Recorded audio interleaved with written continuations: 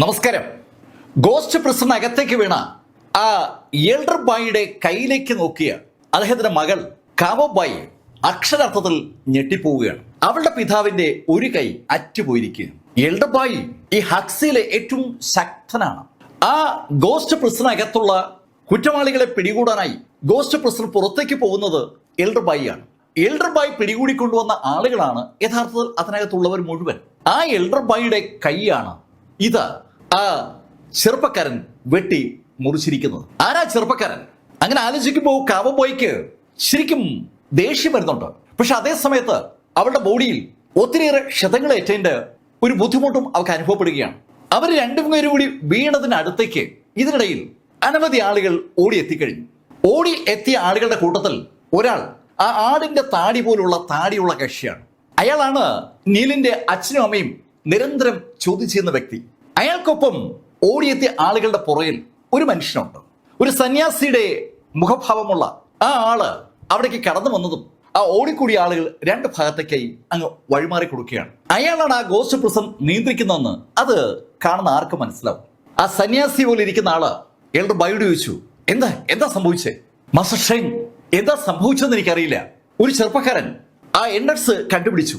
ആ എൻട്രൻസിന്റെ അടുത്തേക്ക് അവൻ എത്തുമ്പോഴാണ് ഞാൻ കാവോയെ അകത്തേക്ക് വിളിച്ചത്. അപ്പോഴാ അവൻ ആക്രമിച്ചത്. എൽഡർ ബായി പോലുള്ള ഒരാളെ ആക്രമിച്ച് പരിക്കേൽപ്പിക്കാൻ സാധാരണഗതിയിൽ ഒരാൾക്കും പറ്റത്തില്ല. അയാളൊരു യൂണിറ്റി ലെവൽ യോദ്ധാവാണ്. കുള്ളൻ മലനിരകളിൽ നിന്ന് അവിടെ എത്തിയ കക്ഷിയുമാണ്. ഈ ഹക്സിയിൽ അയാളെ പോലെ ഒരാളെ നേരിടാൻ സാധാരണഗതിയിൽ ഒരാൾക്ക് കഴിയത്തില്ല. അപ്പൊ പിന്നെ ആ ചെറുപ്പക്കാരൻ എങ്ങനെ അയാൾ നേരിട്ടു? ആ ചോദ്യം സ്വാഭാവികമായിട്ടും അതിനകത്തുള്ള ആളുകളുടെ ഇടയിൽ ചർച്ചയാവുകയാണ്. അവരങ്ങനെ ആ വിഷയം ചർച്ച ചെയ്യുമ്പോൾ പുറത്ത് നീല് ആ കാഴ്ച കണ്ടു. ആ ലേക്കിന് നടുവിൽ നേരത്തെ തുറന്നിരുന്ന ആ സ്ഥലം പൂർണ്ണമായി അടഞ്ഞിരിക്കുകയാണ്. പക്ഷെ ഒരു പ്രത്യേകതയുണ്ട്. ആ ലേക്കിനകത്തുണ്ടായിരുന്ന വെള്ളം മുഴുവൻ കരയിലേക്ക് വാർന്നു പോയിരിക്കുകയാണ്. കരയിലേക്ക് വാർന്നു പോകുന്ന ആ വെള്ളം അവിടെ എങ്ങനെയോ അപ്രത്യക്ഷമാകുന്നുണ്ട്. ആ ലേക്കിന് ചുറ്റുമായി ഒരു അടിപൊളി ഡ്രെയിനേജ് സംവിധാനം ആ കൃത്രിമ ലേക്ക് രൂപകൽപ്പന ചെയ്ത ആളുകൾ ബിൽഡ് ചെയ്തിട്ടുണ്ട്. ആ ലേക്കിന്റെ സെൻട്രൽ ഭാഗത്തു നിന്ന് എല്ലാ ഭാഗത്തേക്കും നീങ്ങിയ വെള്ളം അങ്ങനെയാണ് അപ്രത്യക്ഷമായിരിക്കുന്നത്. നീൽ അതിനെക്കുറിച്ചല്ല ഇപ്പൊ ആലോചിക്കുന്നത്. നീൽ ആലോചിക്കുന്നത് ആ സെൻട്രൽ പോയിന്റിനെ കുറിച്ചാണ്. ആലോചിച്ചെന്ന് മാത്രമല്ല, നീൽ അവിടേക്ക് ഓടിയെത്തുകയും ചെയ്തു. നീൽ അവിടേക്ക് ഓടിയെത്തുമ്പോൾ ശരിക്കും സ്തംഭിച്ച് മറ്റൊരാൾ നിൽപ്പുണ്ട്. അത് സാക്ഷാൽ ചേംബർലിനാണ്. ചേംബർലിൻ വളരെ വ്യക്തമായി ആ കാഴ്ച കണ്ടിരുന്നു. എൽഡർ ബായി പുറത്തേക്ക് ഓടി ഇറങ്ങുന്നതും ചേംബർലിനെ സ്തംഭിപ്പിച്ച് നിർത്തിയ ആ ലേഡിയെ അകത്തേക്ക് വലിച്ചുകൊണ്ട് പോകുന്നതും അതേ കണ്ണിലൂടെ ചേംബർലിൻ മറ്റൊരു കാഴ്ച കൂടി കണ്ടു. അതേ എൽഡർ ബായിയുടെ ഒരു കൈ നീലിന്റെ അറ്റാക്കിൽ കഷ്ണമായി മുറിയുന്നത്. പക്ഷെ ആ കൈ കൂടി ആ എൻട്രൻസിനകത്തേക്ക് വീണു പോയിരിക്കുകയാണ്. അതിനെ എൽഡർ ബായിക്ക് യോജിപ്പിച്ചെടുക്കാൻ കഴിയുമോ ഇല്ലയെന്നുള്ളതൊക്കെ മറ്റൊരു വിഷയമാണ്. യോജിപ്പിച്ചെടുക്കണമെങ്കിൽ അവർക്കൊരു ഡോക്ടറുടെ സാന്നിധ്യം അനിവാര്യമാണ്. അത് ആലോചിച്ചപ്പോൾ ചേംബർലിന്റെ മുഖത്ത് ഒരു പുഞ്ചിരി വിരിഞ്ഞു.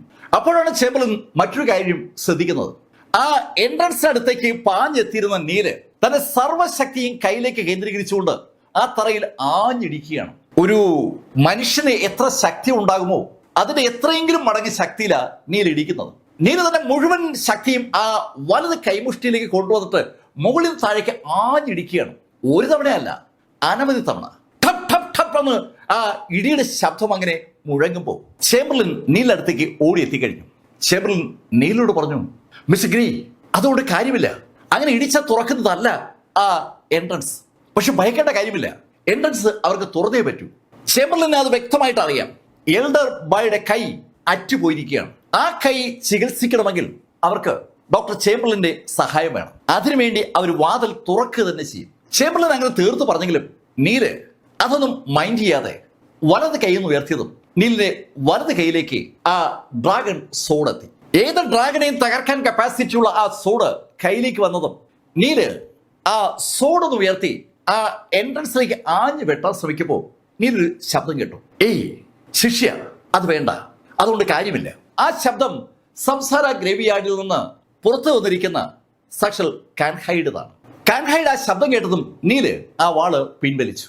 നീലിന് കാൻഹായെ കാണാം, കാൻഹായിക്ക് നീലിനെ. അവിടെ നിൽക്കുന്ന ചേംബർലിന് കാൻഹായെ കാണാൻ പറ്റില്ല. കാൻഹായി നീലിനോട് പറഞ്ഞു, ശിഷ്യ, അത് തകർക്കാൻ അത്ര എളുപ്പമല്ല. അതൊരു ഫോർമേഷനാണ്. ആ ഫോർമേഷൻ തകർക്കണമെങ്കിൽ ശക്തി ഇത് പോരാ. പക്ഷെ നീ വിഷമിക്കണ്ട, നീ വിചാരിച്ച് പറ്റും. മാസ്റ്റർ അതെങ്ങനെയാ?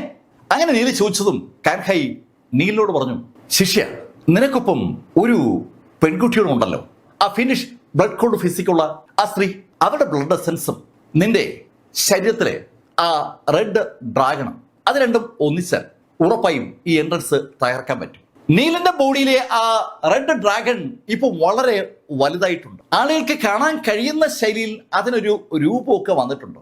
യഥാർത്ഥമായ ആ രൂപത്തിൽ നിന്ന് ശരിക്കും യാഥാർത്ഥ്യമായ ഒരു രൂപത്തിലേക്ക് പതുക്കെ പതുക്കെ ആ ഡ്രാഗൺ മാറുകയാണ്. കണ്ടാൽ ഒറിജിനൽ ഡ്രാഗൺ ആണെന്ന് തോന്നുന്ന ശൈലിയിൽ ആ ഡ്രാഗൺ ശക്തി പ്രാപിച്ചു വരികയാണ്.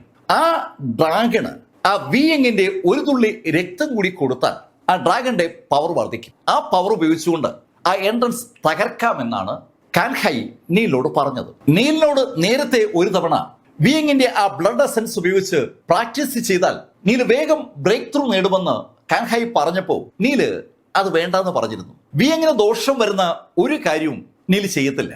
നീല് പെട്ടെന്ന് കാൻഹൈയോട് ചോദിച്ചു, മാസ്റ്റർ അതിന് വിയങ്, ശിഷ്യ അവൾ ഇവിടെ ഉണ്ട്. അങ്ങനെ പറഞ്ഞിട്ട് കാൻഹൈ ഒരു ദിശയിലേക്ക് നോക്കിയപ്പോ നീലിന്റെ കണ്ണുകൾ ഓട്ടോമാറ്റിക്കായിട്ട് ആ ദിശയിലേക്ക് തിരിയുകയാണ്.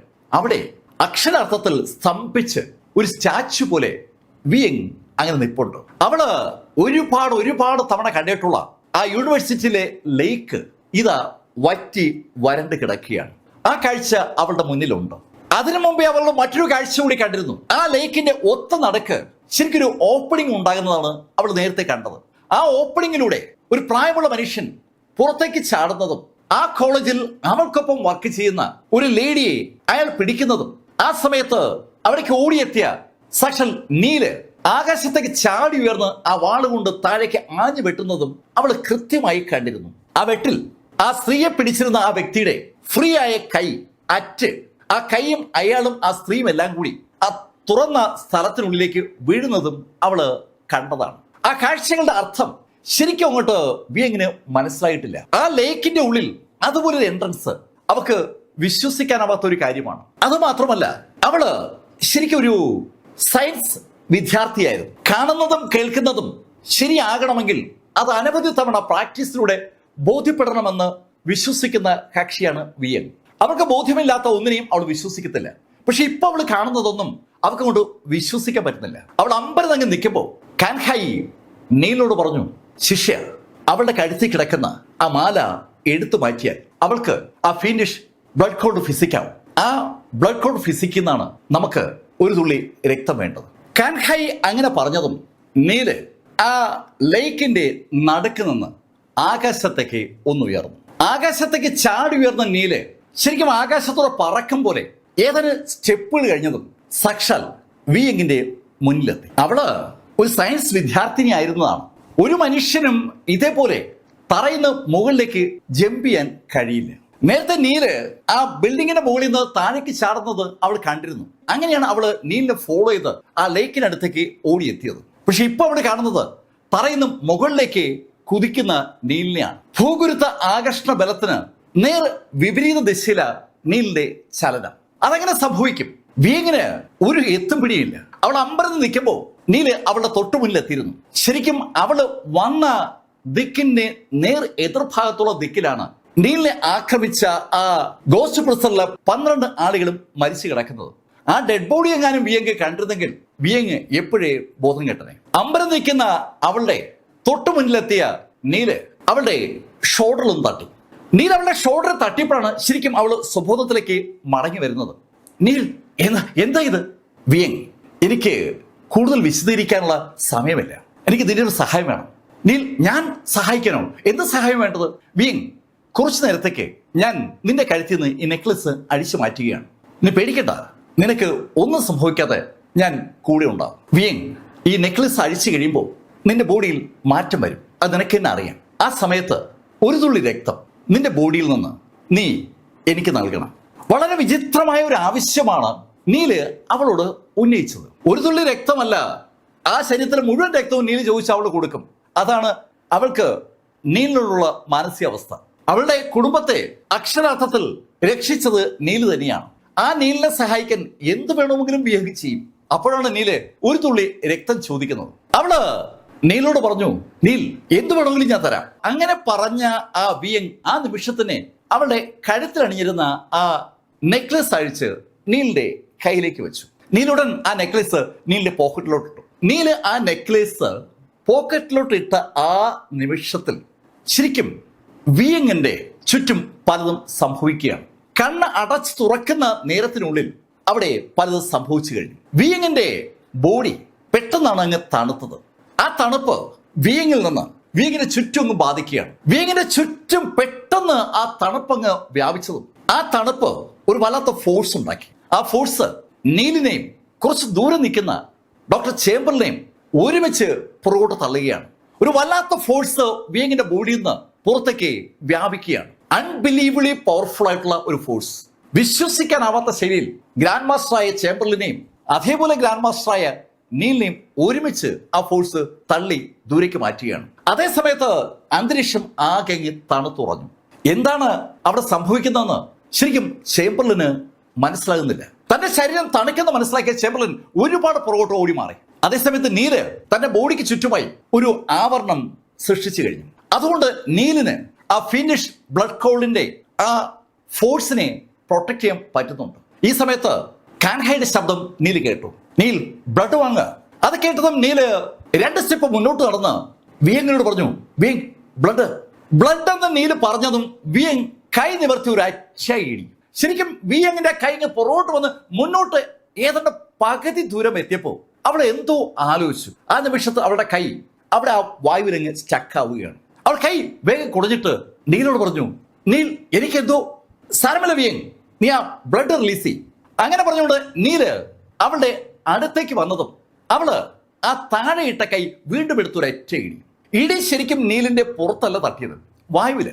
ആ തണുത്ത വായുവിൽ വിയങ്ങിന്റെ കൈ പതിഞ്ഞതും അവിടെ ഒരു തണുത്ത കൊടുങ്കാറ്റ് എന്ന് പറയുന്ന ശൈലിയിൽ ഒരു കാറ്റുണ്ടാവുകയാണ്. നല്ല തണുപ്പുള്ള ആ കാറ്റ് നീൽ നിന്ന സ്ഥലത്തുനിന്ന് എടുത്ത് ദൂരേക്ക് ഒരു അറ്റയേറി. ആ കാറ്റിൽ പറന്നു പോകുമ്പോൾ നീൽ ശരിക്കും സമർത്ഥമായി തന്റെ ബോഡി ബാലൻസ് ചെയ്തതുകൊണ്ട് നീല് ഒരു പരുവത്തിൽ അവിടെ ലാൻഡ് ചെയ്തു.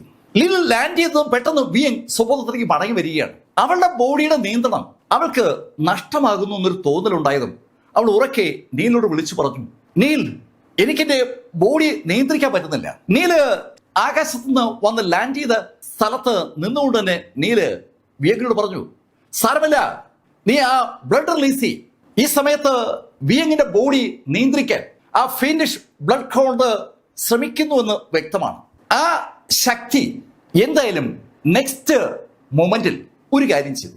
വിയങ്ങിന്റെ ബോഡിയിൽ നിന്ന് ഒരു തുള്ളി രക്തം മുന്നിലേക്ക് തെറിപ്പിച്ചു. ആ രക്തത്തുള്ളി വായുവിൽ അങ്ങനെ തങ്ങി നിന്നതും നീലിന്റെ ബോഡിക്ക് ചുറ്റുമായി ഒരു ചുവന്ന ഡ്രാഗൺ പ്രത്യക്ഷപ്പെട്ടതും ഒരേ നിമിഷത്തിലാണ്. ആ ചുവന്ന ഡ്രാഗൺ നീലിന്റെ ബോഡിയിൽ നിന്ന് മുന്നോട്ട് ഒന്ന് ആഞ്ഞ് അതിന്റെ നാക്ക് നീട്ടി ആ രക്തം അങ്ങ് അബ്സോർബ് ചെയ്തു. കണ്ണടച്ച് തുറക്കുന്ന വേഗതയിലാണ് ശരിക്കും ഈ സംഭവം ഉണ്ടായത്. ഇതിന് ശരിക്കും ഒരു ദൃക്സാക്ഷി സാക്ഷാൽ ചേംബർലിനാണ്. ചേംബർലിൻ തന്റെ 2 കണ്ണുകളും തള്ളി വാ പൊളിച്ച് ആ കാഴ്ച കാണുകയാണ്. സാക്ഷാൽ നീൽ ഗ്രീയുടെ ചുറ്റുമായി ചുവന്ന നിറത്തുള്ള ഒരു കൂറ്റൻ ഡ്രാഗൺ ഇതാ വളർന്നു വരികയാണ്. അതങ്ങ് വളർന്ന് പന്തലിച്ച് ഏതാണ്ട് ആകാശത്തേക്ക് ഉയരുകയാണ്. ആ സമയത്ത് കാൻഹൈ തന്റെ കൈ കൊണ്ട് ചില ആക്ഷൻസ് കാണിച്ചതും അദ്ദേഹത്തിന്റെ കൈയുടെ മുന്നിലായി ഒരു 8 വശങ്ങളുള്ള ഒരു ചക്രം പ്രത്യക്ഷപ്പെട്ടു. ആ ചക്രം പ്രത്യക്ഷപ്പെട്ടതും കാൻഹൈ കൈയൊന്ന് അനക്കിയതും ആ ചക്രം ശരിക്കും ആകാശത്ത് റോക്കറ്റ് പാഞ്ഞു കയറും പോലെ കറങ്ങി മുകളിലേക്ക് ഒരു ഒറ്റ പോക്ക്. അമ്പരപ്പിക്കുന്ന വേഗതയിൽ ആ ചക്രം ആകാശം ഏതാണ്ട് പൂർണ്ണമായി അങ്ങ് കവർ ചെയ്തു. അവിടെ ആ യൂണിവേഴ്സിറ്റിയിൽ നടക്കുന്ന കാര്യങ്ങൾ പുറം ലോകം അറിയാതിരിക്കാനുള്ള കാൻഹൈയുടെ അൺബിലീവബിൾ ആയിട്ടുള്ള ഒരു ഫോർമേഷനാണ് യഥാർത്ഥത്തിൽ ആ ചക്രം. ആ ചക്രം പെട്ടെന്ന് ആ ആകാശത്തെ കവർ ചെയ്തതും ആ ചക്രത്തിന് തൊട്ട് താഴെ വരെ ആ ചുവന്ന ഡ്രാഗൺ എത്തിക്കഴിഞ്ഞു. ഒരു കൂറ്റൻ ചുവന്ന ഡ്രാഗൺ. ആ ഡ്രാഗൺ അങ്ങനെ എത്തിയതും നീല് ആ എൻട്രൻസ് നേരെ കുതിക്കുകയാണ്. എൻട്രൻസ് നേരെ കുതിക്കുന്ന നീല് ഉറക്കെ പറഞ്ഞു, ഡ്രാഗൺ കം ബാക്ക്. കേൾക്കേണ്ട തമസം ആകാശത്ത് നിന്ന് കൊടുങ്കാറ്റ് പോലെ ആ ഡ്രാഗൺ താഴേക്ക് വരികയാണ്. താഴേക്ക് പാഞ്ഞു വന്ന ആ ഡ്രാഗണോടായി നീല് പറഞ്ഞു, തകർക്കുക എൻട്രൻസ്. നീല് വിരൽ ചൂണ്ടിരിക്കുന്ന ഭാഗത്തേക്ക് ആ ഡ്രാഗൺ ഒരു കൊടുങ്കാറ്റ് പോലെ പാഞ്ഞു വന്ന് ഒരൊറ്റയാടി.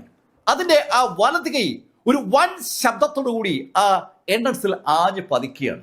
ചെവി തുളച്ചു പോകുന്ന ആ ശബ്ദം സ്വാഭാവികമായിട്ടും ആ എൻഡ് ലേക്കിലും വ്യാപിക്കുകയാണ്. ആ അടി വീണ ഭാഗത്തുനിന്ന് ഒരു തരംഗം എല്ലാ ഭാഗത്തേക്ക് ഇങ്ങനെ വ്യാപിക്കുകയാണ്. ശരിക്കും ഭൂമി കുലുങ്ങുന്ന പോലുള്ള ഒരു തരംഗം അവിടെ നിന്ന് ആ യൂണിവേഴ്സിറ്റിയുടെ എല്ലാ ഭാഗത്തേക്കും സാവധാനം ആ ക്യാപിറ്റൽ സിറ്റി മുഴുവൻ അങ്ങ് വ്യാപിച്ചു. ക്യാപിറ്റൽ സിറ്റിയിൽ ഭൂകമ്പ സാധ്യതകൾ പ്രവചിക്കാൻ വേണ്ടി ഇഷ്ടം പോലെ അത്തരത്തിലുള്ള തരംഗങ്ങൾ ഡിറ്റക്ട് ചെയ്യാനുള്ള സംവിധാനങ്ങൾ ഇൻസ്റ്റാൾ ചെയ്തിട്ടുണ്ട്. അത്തരത്തിലുള്ള സംവിധാനങ്ങൾ ഇൻസ്റ്റാൾ ചെയ്തിരിക്കുന്ന ഒരു ഓഫീസിൽ അവരുടെ ആ മീറ്ററുകളിൽ ആ മെഷർമെന്റ് മാറുകയാണ്. പെട്ടെന്നൊരു തരംഗം കടന്നു വന്നിരിക്കുകയാണ്. ആ തരംഗം രേഖപ്പെടുത്തിയത് 5.6 എന്ന സ്കെയിലാണ്. റെക്ടർ സ്കെയിലിൽ 5.6 അത്ര വലിയ ഭൂകമ്പ സാധ്യത അല്ല കാണിക്കുന്നെങ്കിലും അത് ആ ക്യാപിറ്റലിൽ സംഭവിക്കാൻ സാധ്യതയില്ലാത്ത ഒരു കാര്യമാണ്. ഭൂകമ്പ മേഖല അല്ല ക്യാപിറ്റൽ. ശരിക്കും ആ ഓഫീസിലെ ആ കാഴ്ച കണ്ട ആ ജീവനക്കാരൻ ഞെട്ടലോടുകൂടി എന്താണ് സംഭവിച്ചെന്നറിയാതെ അമ്പരന്ന് ആ സ്കെയിലേക്ക് നോക്കുന്ന സമയത്ത് നീലിന്റെ ആവശ്യപ്രകാരം ആ ഡ്രാഗൺ വീണ്ടും ആ എൻട്രൻസിലേക്ക് ആഞ്ഞടിക്കുകയാണ്. ഒരു തവണയല്ല, അനവധി തവണ. ശരിക്കും വലിയ വലിയ ഫ്ളാറ്റുകളൊക്കെ നിർമ്മിക്കാനായി വലിയ ഇരുമ്പ് ദണ്ടുകൾ ഭൂമിയിലേക്ക് ഇടിച്ച് താഴ്ത്തുമ്പോൾ ചുറ്റും കിടുങ്ങും പോലെ ആ അടി ആ പ്രതലത്തിൽ പതിക്കുമ്പോൾ ചുറ്റും അങ്ങ് കിടുങ്ങുകയാണ്. തുടർച്ചയായി ആ ഭൂകമ്പ മാവിനയിൽ ആ മെഷർമെന്റ് ഇങ്ങനെ വന്നുകൊണ്ടിരിക്കുകയാണ്. 5.2, 5.3, 5.6 അങ്ങനെ വന്നുകൊണ്ടിരിക്കുകയാണ്. ഈ സമയത്ത് ആ ഗോസ്റ്റ് പ്രിസന്റെ ഉള്ളിൽ അകത്തുള്ള ആളുകൾ ആകെ നടുങ്ങിയിരിക്കുകയാണ്. ആരോ അവരുടെ ഗോസ്റ്റ് പ്രിസൺ തകർക്കാൻ ശ്രമിക്കുകയാണ്. സങ്കല്പിക്കാനാവാത്തൊരു കാര്യമാണത്. ക്യാപിറ്റൽ സിറ്റിയിലെ ആ ലേക്കിന്റെ അടിയിൽ നിർമ്മിക്കപ്പെട്ടിരിക്കുന്ന ആ ഗോസ്റ്റ് പ്രിസൺ തകർക്കാൻ സാധാരണ ഒരു മനുഷ്യനും പറ്റത്തില്ല. എന്നിട്ടും ഇത് ആരോ ആ പ്രിസൺ തകർക്കാൻ ശ്രമിക്കുകയാണ്. ആ തകർക്കാൻ ശ്രമിക്കുന്ന ആളുടെ അതിശക്തമായ ആ പഞ്ചുകൾ അവിടെ ആ ഗോസ്റ്റ് പ്രിസണകത്ത് ഒരു വല്ലാത്ത ബഹളമുണ്ടാക്കുകയാണ്. ആ ഗോസ്റ്റ് പ്രിസന്റെ ചുവരുകൾ വിറയ്ക്കുകയാണ്. ആ വിറയൽ ആ ഗോസ്റ്റ് പ്രിസണകത്തെ എല്ലാ ഭാഗത്തേക്കും വ്യാപിച്ചിട്ടുണ്ട്. സ്വാഭാവികമായിട്ടും അവിടെയുള്ള തടവറകളിലും അത് എത്തിയിട്ടുണ്ട്. അങ്ങനെയാണ് ആ തടവറയിലും ആ വിറയിലെത്തിയത്. തറയും ചുവരൊക്കെ കിടങ്ങുന്ന കണ്ടതും ഒരു പുരുഷൻ പെട്ടെന്ന് തന്റെ മുന്നിലിരിക്കുന്ന ആ സ്ത്രീയെ ദേഹത്തോട് ചേർത്ത് പിടിക്കുകയാണ്. നീലിന്റെ മാതാപിതാക്കളാണ് അവർ. യൂറോങ്ങിനെ ചേർത്ത് പിടിച്ചുകൊണ്ട് ആർതർ ഗ്രീവ്സ് യൂറോങ്ങിനോട് പറഞ്ഞു, യൂറോങ് പേടിക്കണ്ട, ഒന്നും സംഭവിക്കില്ല, ഒന്നും. ഭൂമി കുലുങ്ങുമ്പോ ആരായാലും ഭയന്നു പോകും. മുകളിൽ കുലുങ്ങുന്ന പോലല്ല നമ്മൾ ചവിട്ടി നിൽക്കുന്ന പ്രതലം കുലുങ്ങുമ്പോ ആ പ്രതലത്തിന്റെ കുലുക്കം എത്ര ധൈര്യവാനെയും ശരിക്കൊന്ന് ഉലയ്ക്കും. ആ ഉലച്ചിൽ യൂറോങ്ങിന് ഉണ്ടായി എന്ന് മനസ്സിലാക്കിക്കൊണ്ടാണ് ശരിക്കും ആർതർ യൂറോങ്ങിനെ ആശ്വസിപ്പിക്കുന്നത്. യൂറോങ്ങിനെ അങ്ങനെ ചേർത്ത് പിടിച്ചുകൊണ്ട് ആർതർ അത് പറഞ്ഞതും യൂറോങ് ആർതറോട് പറഞ്ഞു, ഏയ് ആർതർ, അതല്ല, എനിക്ക് മോനെ ഓർമ്മ വരുന്നു. ഹേയ് യൂറോങ്, നീ എന്താ പറയുന്നത്? ആർതർ, ഞാൻ പറയുന്ന വാസ്തവമാണ്. എനിക്ക് ലിറ്റിൽ നീലിനെ ഓർമ്മ വരികയാണ്. അവര് ലിറ്റിൽ നീൽ എന്ന് വിളിക്കുന്ന ആ നീൽഗിരി അടുത്തിവിടെ ഉണ്ടെന്നൊരു ബോധ്യം ആ അമ്മയ്ക്ക് ഇപ്പോ വന്നിട്ടുണ്ട്. അവര് ആർതറിന്റെ ദേഹത്തു നിന്ന് മാറി പുറത്തേക്ക് നോക്കിക്കൊണ്ട് ആർതറോട് പറഞ്ഞു, ആർതർ, നീലിവിടെ അടുത്തുണ്ട്, എനിക്കത് ഫീൽ ചെയ്യുന്നുണ്ട്. അത് കേട്ടപ്പോ ആർതറിന്റെ കണ്ണുകളിലും വല്ലാത്തൊരു തിളക്കം ഉണ്ടാവുകയാണ്. അവര് കഴിഞ്ഞ 8 കൊല്ലമായിട്ട് ആ ജയിലിലാണ്. അവര് ആ ജയിലിൽ കിടക്കാൻ തുടങ്ങിയതിന് ശേഷം അവരുടെ മനസ്സിൽ നീലിനെ കുറിച്ചുള്ള ചിന്ത വരാത്ത നിമിഷങ്ങളില്ല എന്ന് തന്നെ പറയാം. നീലിനെ അന്ന് ആ നദിയിലേക്ക് വലിച്ചെറിഞ്ഞ യൂറോങ് ഒരു ഭാഗ്യ പരീക്ഷണമാണ് നടത്തിയത്. ആ ഭാഗ്യ പരീക്ഷണം ഇതാ വിജയിച്ചിരിക്കുന്നു. അങ്ങനെ തോന്നൽ ഇപ്പോ യൂറോങ്ങിന് ഉണ്ടാവുകയാണ്. യൂറോങ്ങിന് നേരത്തെ നീൽ ജീവിച്ചിരിക്കുന്ന കാര്യം അറിയാം. അത് പറഞ്ഞത് അവരെ ആ ചോദ്യം ചെയ്ത വ്യക്തിയാണ്. ആ നിമിഷത്തിൽ അയാൾ കളിയായി പറയുന്നു എന്നാണ് അവർ കരുതിയത്. ഇപ്പോ അവർക്ക് ഒരു ബോധ്യം. പെട്ടെന്ന് ആർതർ തിരിഞ്ഞു നോക്കിക്കൊണ്ട് യൂറോങ് പറഞ്ഞു, ആർതർ, ഈ പ്രിസന്റെ വാതിൽ തകർക്കുന്നത് നീലാണ്. അസംഭവ്യമായ ഒരു കാര്യമാണ് സംഭവിക്കുന്നത്. ആ ഗോസ്റ്റ് പ്രിസന്റെ വാതിൽ തകർക്കാൻ ഈ ഭൂമിയിൽ ഒരു മനുഷ്യനും കഴിയില്ല എന്ന യാഥാർത്ഥ്യം മറ്റാരെക്കാൾ നന്നായിട്ട് ആർതർക്കറിയാം. പക്ഷേ ആ അറിവ് അന്യം നിന്ന് പോകുന്ന ശൈലിയിൽ ഇതാ യൂറോങ് ആ വാർത്ത അയാളോട് പറയുകയാണ്. ആ ഗേറ്റ് തകർക്കുന്നത് സാക്ഷാൽ നീൽഗിരിയാണ്. അത് കേട്ടപ്പോ അഭിമാനം കൊണ്ട് ആർതറുടെ മുഖത്ത് ചോരങ്ങനെ ഇരച്ചു കയറുകയാണ്. അയാള് ഓടി വന്ന് യൂറോങ്ങിനെ ചേർത്ത് പിടിച്ചിട്ട് യൂറോങ്ങിനോട് പറഞ്ഞു, എനിക്കറിയില്ല, പക്ഷെ എനിക്ക് തോന്നുന്നു എന്തോ സംഭവിക്കാൻ പോവുകയാണെന്ന്. അതിന് നമ്മുടെ മകനുമായി ബന്ധപ്പെട്ടതും എനിക്കൊരു തോന്നൽ. പിന്നെ യൂറോങ്, നീ പേടിക്കേണ്ട കാര്യമില്ല. എന്ത് സംഭവിച്ചാലും നിന്നെ ഞാൻ സംരക്ഷിച്ചിരിക്കും. നിനക്കറിയാമല്ലോ അന്ന് നിന്നെ ഞാൻ സംരക്ഷിച്ചത്. ജിയാൻ കുടുംബത്തിൽ നിന്ന് യൂറോങ്ങിനെ അടിച്ചുകൊണ്ട് ആർതർ പോകുമ്പോൾ അവരെ തടയാനായി ജിയാൻ കുടുംബത്തിൽ നിന്ന് ഒരുപാട് ആളുകൾ വന്നിരുന്നു. അന്ന് ഈ മാർഷൽ ആർട്സുമായി ഒരു ബന്ധമില്ലാത്ത ആർതർ ആ മാർഷൽ ആർട്ടിസ്റ്റുകളെ എതിരിടാനായി യൂറോങ്ങിനെ മുന്നിലേക്ക് കയറുന്ന ഒരു നിമിഷം ഇപ്പോഴും യൂറോങ്ങിന്റെ മനസ്സിലുണ്ട്. എന്താണ് യഥാർത്ഥത്തിൽ സംഭവിച്ചതെന്ന് യൂറോങ്ങിനും അറിയില്ല, ആർക്കും അറിയില്ല. അവരെ അറ്റാക്ക് ചെയ്ത ആ ജിയാങ് കുടുംബത്തിലെ സകല ആളുകളും പരിക്കുപറ്റി പിൻവാങ്ങിയായിരുന്നു.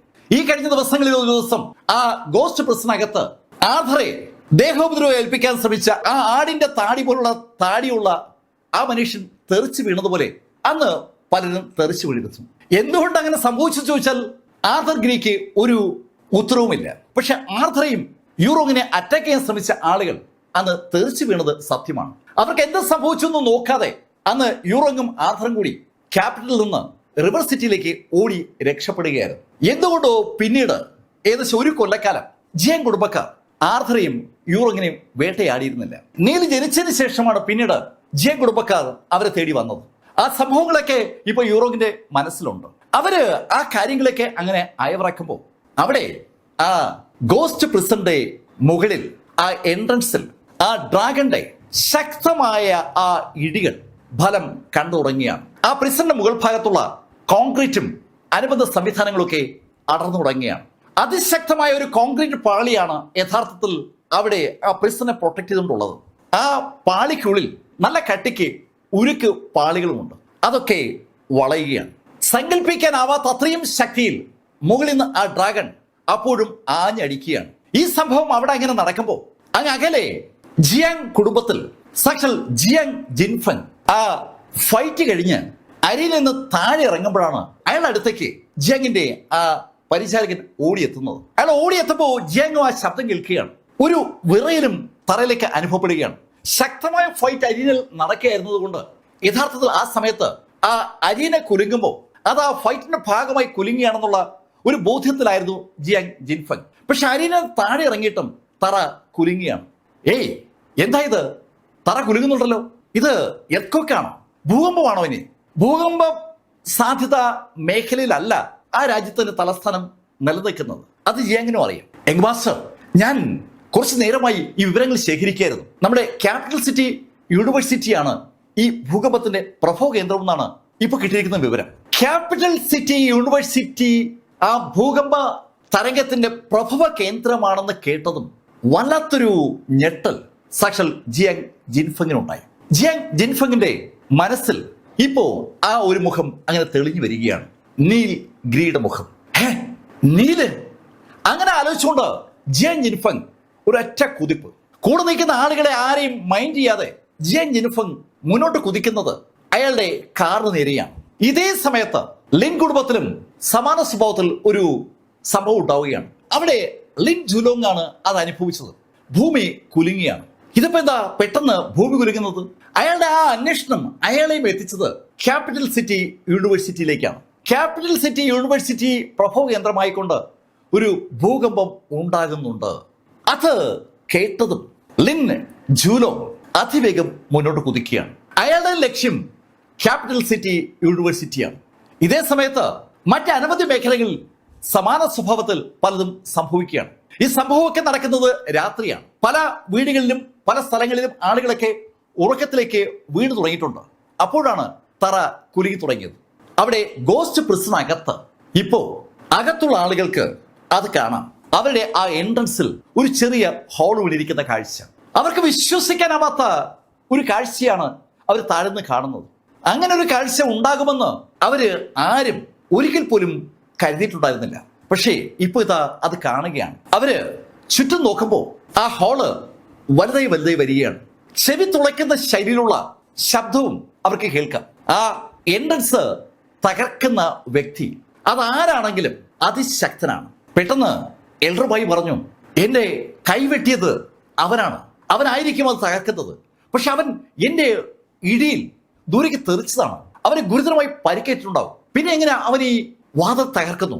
അവൻ വേറെ ആരെങ്കിലും സഹായിക്കുന്നുണ്ടാവും. അപ്പോഴാണ് ഈ യൂറോങ്ങിനെയും അതുപോലെ ആർഥറെയും ചോദ്യം ചെയ്യുമായിരുന്ന ആ ആടിന്റെ താടി പോലുള്ള താടിയുള്ള മനുഷ്യൻ എൽഡർബായിയോട് പറഞ്ഞത്, എൽഡർബായി, അവൻ ഈ യൂറോങ്ങിന്റെയും ആർഥറുടെയും മകനാണ്. യൂറോങ്ങിന്റെ ആർഥറുടെ മകനോ? ആ ജിയാങ് കുടുംബത്തിലെ ആ ചവർ പയ്യനോ? അതാ നദി വീണുപോയവൻ? അതെ, അവൻ തന്നെയാണ്. അവനാണോ എന്റെ കൈ അറുത്തത്? എൽഡർബായിക്ക് വിശ്വസിക്കാൻ പറ്റുന്നില്ല. ജിയാങ് കുടുംബക്കാര് അവരുടെ കുടുംബത്തിൽ കയറ്റാൻ കൊള്ളുന്ന യോഗ്യതയില്ല എന്ന് കണ്ടെത്തിയ അടിസ്ഥാനത്തിൽ പുറന്തള്ളിയ ആ കൊച്ചു പയ്യൻ വളർന്ന് 16 വയസ്സാകുന്നവരെ ഈ കുടുംബത്തിന് അവനെ കുറിച്ച് പറയാൻ തന്നെ ഒരു നാണക്കേടായിരുന്നു. അപ്പോഴാണ് അവൻ ആ കോയിൻ ലേക്ക് റിവറിൽ വീണ് എന്നേക്കുമായി അവസാനിച്ചത്. അവൻ പക്ഷേ എന്നേക്കുമായി അവസാനിച്ചില്ലെന്നും അവരിതാ തിരിച്ചെത്തിയിരിക്കുന്നെന്നും അവൻ എൽഡർബായിയുടെ കൈ അറുക്കാൻ കപ്പാസിറ്റി നേടിയിരിക്കുന്നുള്ള വാർത്തയ്ക്ക് അവിടെ ഒരു വല്ലാത്ത പ്രാധാന്യമുണ്ട്. ആർക്കും അങ്ങോട്ട് വിശ്വസിക്കാൻ പറ്റുന്നില്ല. യൂറോങ്ങിന്റെയും ആർദറിന്റെ മകന് അത്ര ശക്തി എങ്ങനെ വരും? അവനെങ്ങനെ ഇത്ര ശക്തനായി? യൂണിറ്റി ലെവലിലെ ഒരു ഗ്രാൻഡ് മാസ്റ്ററാണ് യഥാർത്ഥത്തിൽ എൽഡർബായ്. ആ എൽഡർബായിയുടെ കൈ അങ്ങനെ ഒരാൾക്കും മുറിക്കാൻ പറ്റില്ല. അതാണ് അവർ മുഴുവൻ അമ്പരപ്പിച്ചിരിക്കുന്നത്. ശരിക്കും കൺഫ്യൂഷൻ അവരുടെ ഇടയിലുണ്ട്. അതിൻ്റെതായ ശൈലി ചർച്ചകൾ നടക്കുമ്പോൾ വീണ്ടും വീണ്ടും ആ ദ്വാരം വലുതായി തുടങ്ങി. മുകളിൽ ആ ഡ്രാഗൺ നീലിന്റെ ആജ്ഞയ്ക്കനുസരിച്ച് വീണ്ടും വീണ്ടും ആഞ്ഞ് ഇടിക്കുകയാണ്. അതിന് ഒറ്റ ലക്ഷ്യമേ ഉള്ളൂ, ആ വാതിൽ തകർക്കുക എന്നുള്ള ഒറ്റ ലക്ഷ്യം. ആ വാതില് ഏതാണ്ട് തകർക്കപ്പെടുമെന്ന് ബോധ്യമായതും സന്യാസിയെ പോലെ ഇരിക്കുന്ന ആ ഗോസ്റ്റ് പ്രസിഡന്റ് നിയന്ത്രിതാവ് കൂടുള്ള ആളുകളോട് പറഞ്ഞു, നോക്ക്, ആ ഡോറ് ഉടൻ തകർക്കപ്പെടും. അത് തകർത്താലും പുറത്തുള്ള ആളുകളെ അകത്തേക്ക് കടക്കാൻ നമ്മൾ അനുവദിക്കരുത്. ഇപ്പോൾ ഈ ഡോറ് തകർക്കുന്ന കാര്യം എന്തായാലും വേണ്ടപ്പെട്ട ആളുകൾ അറിഞ്ഞിട്ടുണ്ടാവും. അവര് ഇവിടേക്ക് വരുന്നവരെ നമുക്ക് പിടിച്ചിരിക്കണം. നമുക്ക് നമ്മുടെ ശക്തി ഉപയോഗിച്ച് ആ വാതില് തകരാതെ നോക്കാം. അങ്ങനെ പറഞ്ഞ ആ സന്യാസി മുഖമുള്ള ആള് അയാളുടെ വിരൽത്തുമ്പിൽ നിന്ന് ഒരു തുള്ളി രക്തം മുന്നിലേക്ക് തെറിപ്പിച്ചു. ആ ഒരു തുള്ളി രക്തം വായുവിൽ അങ്ങനെ സസ്പെൻഡ് ചെയ്ത് നിൽക്കുകയാണ്. അത് കണ്ടതും എൽഡർബായി അയാളുടെ വിരലിൽ നിന്ന് ഒരു തുള്ളി രക്തം തെറിപ്പിച്ചു. തുടർന്ന് ആ മുറിയിലുണ്ടായിരുന്ന ആ കോറിഡോറിലുണ്ടായിരുന്ന മുഴുവൻ ആളുകളും അത് തന്നെ ചെയ്തു. ആ രക്തത്തുള്ളികളൊക്കെ ആ വായുവിൽ എങ്ങനെ സസ്പെൻഡ് ചെയ്ത് നിൽക്കുകയാണ്. ആ രക്തത്തുള്ളികൾ വായുവിൽ എങ്ങനെ സസ്പെൻഡ് ചെയ്ത് നിൽക്കുന്ന നോക്കിയിട്ട് ആ സന്യാസി മുഖമുള്ള വ്യക്തി അയാളുടെ കൈകൾ ഒന്ന് ചലിപ്പിച്ചു. ആ കൈകളുടെ ചലനത്തിനനുസരിച്ച് ആ രക്തത്തുള്ളികൾ പെട്ടെന്ന് ഒരു പ്രത്യേക കോമ്പിനേഷനായി മാറി. അനവധി മുനകളുള്ള ഒരു കൂറ്റൻ നക്ഷത്രത്തിന്റെ ശൈലിയിലേക്ക് ആ രക്തത്തുള്ളികളുടെ കോമ്പിനേഷൻ മാറുകയാണ്. ആ നക്ഷത്രങ്ങളുടെ എൻഡുകളിൽ ആ രക്തത്തുള്ളികൾ എത്തിയെന്നുറപ്പായതും അയാൾ ആ രക്തത്തുള്ളികളെ അയാളുടെ വിരല് കൊണ്ട് പതുക്കെ കമ്പൈൻ ചെയ്യിക്കുകയാണ്. അയാൾ വായുവില വരയ്ക്കുന്നത്, പക്ഷെ അതിനനുസരിച്ച് ആ വായുവിൽ ഒരു അടിപൊളി നക്ഷത്രം ഉണ്ടായി. ആ നക്ഷത്രം ഉണ്ടായതും അയാൾ കൈയൊന്ന് അനക്കി. ആ നിമിഷത്തിൽ ആ നക്ഷത്രം അവിടെ നിന്ന് നേരെ പൊങ്ങി ആ എൻട്രൻസിന്റെ അടിയിൽ വന്ന് അങ്ങനെ അങ്ങ് ഉറച്ചു. ഈ സംഭവവികാസം അറിയാതെ മുകളിൽ ആ ഡ്രാഗണെ ഉപയോഗിച്ച് നീല് ആ എൻട്രൻസ് അടിച്ച് തകർത്തുകൊണ്ടിരിക്കുകയാണ്. ഒരു വലിയ ഹോള് രൂപപ്പെട്ടു എന്ന് ബോധ്യമായതും നീല് സന്തോഷത്തോടെ ആ ഡ്രാഗണോട് പിന്മാറാൻ പറഞ്ഞതും ഡ്രാഗൺ നീലിന്റെ ബോഡിക്കുള്ളിലേക്ക് പിന്മാറി. ആ ഡ്രാഗൺ എങ്ങോട്ട് പിന്മാറിയെന്ന് ശരിക്കും ചേംബർലിന് മനസ്സിലായിട്ടില്ല. പക്ഷെ അടുത്ത നിമിഷത്തിൽ നീല് ആ ഭാഗത്തുനിന്ന് ഒരൊറ്റ കുതിപ്പ്. നീല് കുതിച്ചെത്തിയത് സാക്ഷാൽ വിയങ്ങിന്റെ അടുത്താണ്. വിയങ്ങിന്റെ അടുത്ത് ഓടിയെത്തി നീല് തന്റെ പോക്കറ്റിൽ കിടക്കുന്ന ആ നെക്ലേസ് എടുത്ത് വിയങ്ങിന്റെ നെഞ്ചിലോട്ട് വെച്ചു. ആ നെക്ലേസിലെ രത്നങ്ങൾ വിയങ്ങിന്റെ ബോഡിയിൽ അങ്ങനെ സ്പർശിച്ചതും വിയങ്ങിന്റെ ബോഡിയിലെ തണുപ്പ് പെട്ടെന്നങ്ങ് കുറയുകയാണ്. കണ്ണടച്ച് തുറക്കും മുമ്പേ ആ തണുപ്പ് മാറി വിയങ് പഴയ ശൈലിയിലേക്ക് വരുമ്പോൾ വിയങ്ങിന്റെ മുഖത്ത് ഒരു നാണം വന്നു. അവള് നോക്കുമ്പോൾ അവളുടെ നെഞ്ചിൽ തന്നെ സാക്ഷാൽ നീൽഗിരി കൈവച്ചുകൊണ്ട് അങ്ങനെ നിൽക്കുകയാണ്. ആ രാത്രിയിൽ തന്റെ നെഞ്ചിൽ അങ്ങനെ കൈവച്ച് നിൽക്കുന്ന നീലിനെ കൗതുകത്തോട് നോക്കിയ വിയങ് നീലോട് ചോദിച്ചു, നീൽ, ഇത് ലേശം കുഴപ്പമല്ലേ? അവൾ ആ ചോദ്യം ചോദിച്ചപ്പോഴാണ് നീല് ശരിക്കും അവളുടെ നെഞ്ചിലേക്ക് നോക്കുന്നത്. നീലിന്റെ കൈ അവളുടെ മാടത്തിൽ സ്പർശിച്ച് നെഞ്ചിലിരിക്കുകയാണ്. നീല് പെട്ടെന്ന് അറിയാതെ കൈയെടുത്തതും ആ നെക്ലസ് അങ്ങ് താഴെ വീണു. നീല് ഉടനെ ആ നെക്ലസ് എടുത്ത് വിയങ്ങിന് കൊടുത്തു. അവള് ചിരിച്ചുകൊണ്ട് ആ നെക്ലസും കാണിഞ്ഞു. ഈ സമയത്ത് നീല് ചേംബർലിനെ അടുത്തേക്ക് വിളിച്ചു. ചേംബർലിൻ, എത്രയും പെട്ടെന്ന് വിയങ്ങിനെ ടീച്ചേഴ്സ് ക്വാർട്ടേഴ്സിലേക്ക് കൊണ്ടുവയ്ക്കൂ. നീല് അങ്ങനെ പറഞ്ഞതും മറു ചോദ്യം ചോദിക്കാതെ ചേംബർലിൻ ഉടൻ തന്നെ വിയങ്ങുമായി പുറകോട്ട് നടന്നു തുടങ്ങി. അവർ രണ്ടുപേരും കണ്ണിന്ന് മറഞ്ഞതും നീല് ഓടി ആ എൻട്രൻസിന്റെ ഭാഗത്തെത്തി. ആ എൻട്രൻസിനടുത്തെത്തിയ നീല് ആ എൻട്രൻസ് ലക്ഷ്യമാക്കിക്കൊണ്ട് ആഞ്ഞ് ഒന്ന് കുതിക്കുകയാണ്. ശരിക്കും ആ കുഴിക്കുള്ളിലേക്ക് ചാടി ഇറങ്ങുക എന്നുള്ളതാണ് നീലിന്റെ ടാർഗറ്റ്. നീല ആ കുഴിയിലേക്ക് ചാടി ഇറങ്ങാൻ പോയതും നീലിലെ കാൻഹൈ ഒരു കൈ കൊണ്ട് വലിച്ചു പുറത്തേക്കെടുത്തതും ഒരേ നിമിഷത്തിലാണ്. നീലിലെ കാൻഹൈ ശരിക്കും അമ്പരപ്പിക്കുന്ന വേഗതയിൽ ആ കുഴിന്ന് വലിച്ചു മാറ്റിയായിരുന്നു. അങ്ങനെ വലിച്ചു മാറ്റിയതും നീല ആ കാഴ്ച കണ്ടു. അകത്തുനിന്ന് കണ്ണം ചിക്കുന്ന ഒരു പ്രകാശം മുകളിലേക്ക് ഉയരുന്നത്. അതൊരു കെണിയായിരുന്നു. നീല് താഴേക്ക് ചാടിയിരുന്നെങ്കിൽ ആ പ്രകാശത്തിൽ നീല് അവസാനിച്ചത്. നീലിനെ പിടിച്ചു മാറ്റിയ കാൻഹൈ നീലിനോട് പറഞ്ഞു, ഏയ് ശിഷ്യ, അകത്ത് അവരൊരു സൂത്രം ഒപ്പിച്ചിട്ടുണ്ട്. പക്ഷേ സൂത്രം ഒപ്പിച്ചിരിക്കുന്നത് എന്റെ മുന്നിലാണെന്നുള്ള കാര്യം അവർക്ക് അറിയില്ലല്ലോ. അത് കേട്ടപ്പോൾ നീലിന് കാര്യം മനസ്സിലായി. ഒരു സ്പിരിച്വൽ രക്ഷ താഴെ അകത്തുള്ള ആളുകൾ സൃഷ്ടിച്ചു കാണും. ആ സ്പിരിച്വൽ രക്ഷയെ മറികടന്നാലേ നീലിന് ആ എൻട്രൻസ് കടന്ന് അകത്തേക്ക് കയറാൻ പറ്റും. അങ്ങനെ ഒരു തോന്നൽ നീലിനുണ്ടായതും നീല് കാൻഹായി നോക്കിയതും കാൻഹായി നീലിനോട് പറഞ്ഞു, നീൽ ഈ രക്ഷ നീ ഉപയോഗിച്ചു. അങ്ങനെ പറഞ്ഞുകൊണ്ട് കാൻഹായി തന്റെ കൈകൾ കൊണ്ട് ഒരു രക്ഷ ഉണ്ടാക്കി. ആ രക്ഷ അവിടെ പൂർത്തീകരിക്കപ്പെട്ടതും കാൻഹായി കൈയൊന്ന് നിവർത്തിയതും ആ രക്ഷ നീലിന്റെ നെറ്റിയിലേക്ക് പെട്ടെന്നാണ് അങ്ങ് ലയിച്ചു ചേരുന്നത്. അത് ലയിച്ചു ചേർന്നതും നീലിന്റെ ബോഡിക്കുള്ളിൽ ഒരു വല്ലാത്ത പവർ ഉണ്ടാവുകയാണ്. ശരിക്കും കാൻഹായി തന്റെ പവർ ആ രക്ഷയിലൂടെ നീലിലേക്ക് കടത്തിയിരിക്കുകയാണ്. നീലിന്റെ പവർ വർദ്ധിച്ചിട്ടുണ്ട്. നീലിന്റെ പവർ വർദ്ധിച്ച ആ നിമിഷത്തിൽ കാൻഹായി നീലിനോട് പറഞ്ഞു, നീൽ നീ ആ ഗോസ്റ്റ് പ്രസ് നിന്ന് പുറത്തിറങ്ങിയാൽ ഉടൻ യൂണിറ്റി ലെവലിലേക്ക് ബ്രേക്ക് ചെയ്യണം. എനിക്ക് ഇനി അധിക സമയമില്ല. കാൻഹായിക്ക് ജീവിച്ചിരിക്കാനുള്ള ആ ബാക്കി സമയമാണ് യഥാർത്ഥത്തിൽ ആ പവർ ട്രാൻസ്ഫർ വഴി നഷ്ടമാകുന്നത്. നീല് ലേശം വിഷമത്തോടെ കാൻഹായി നോക്കുമ്പോൾ കാൻഹായി പറഞ്ഞു, നീൽ നീ അതിനെക്കുറിച്ചൊന്നും ആലോചിക്കണ്ട. ഞാൻ പഠിപ്പിച്ചിട്ടുള്ള കാര്യങ്ങൾ ഒന്ന് ഓർത്തെടുത്ത് നീ സ്റ്റാർട്ട് ചെയ്തു.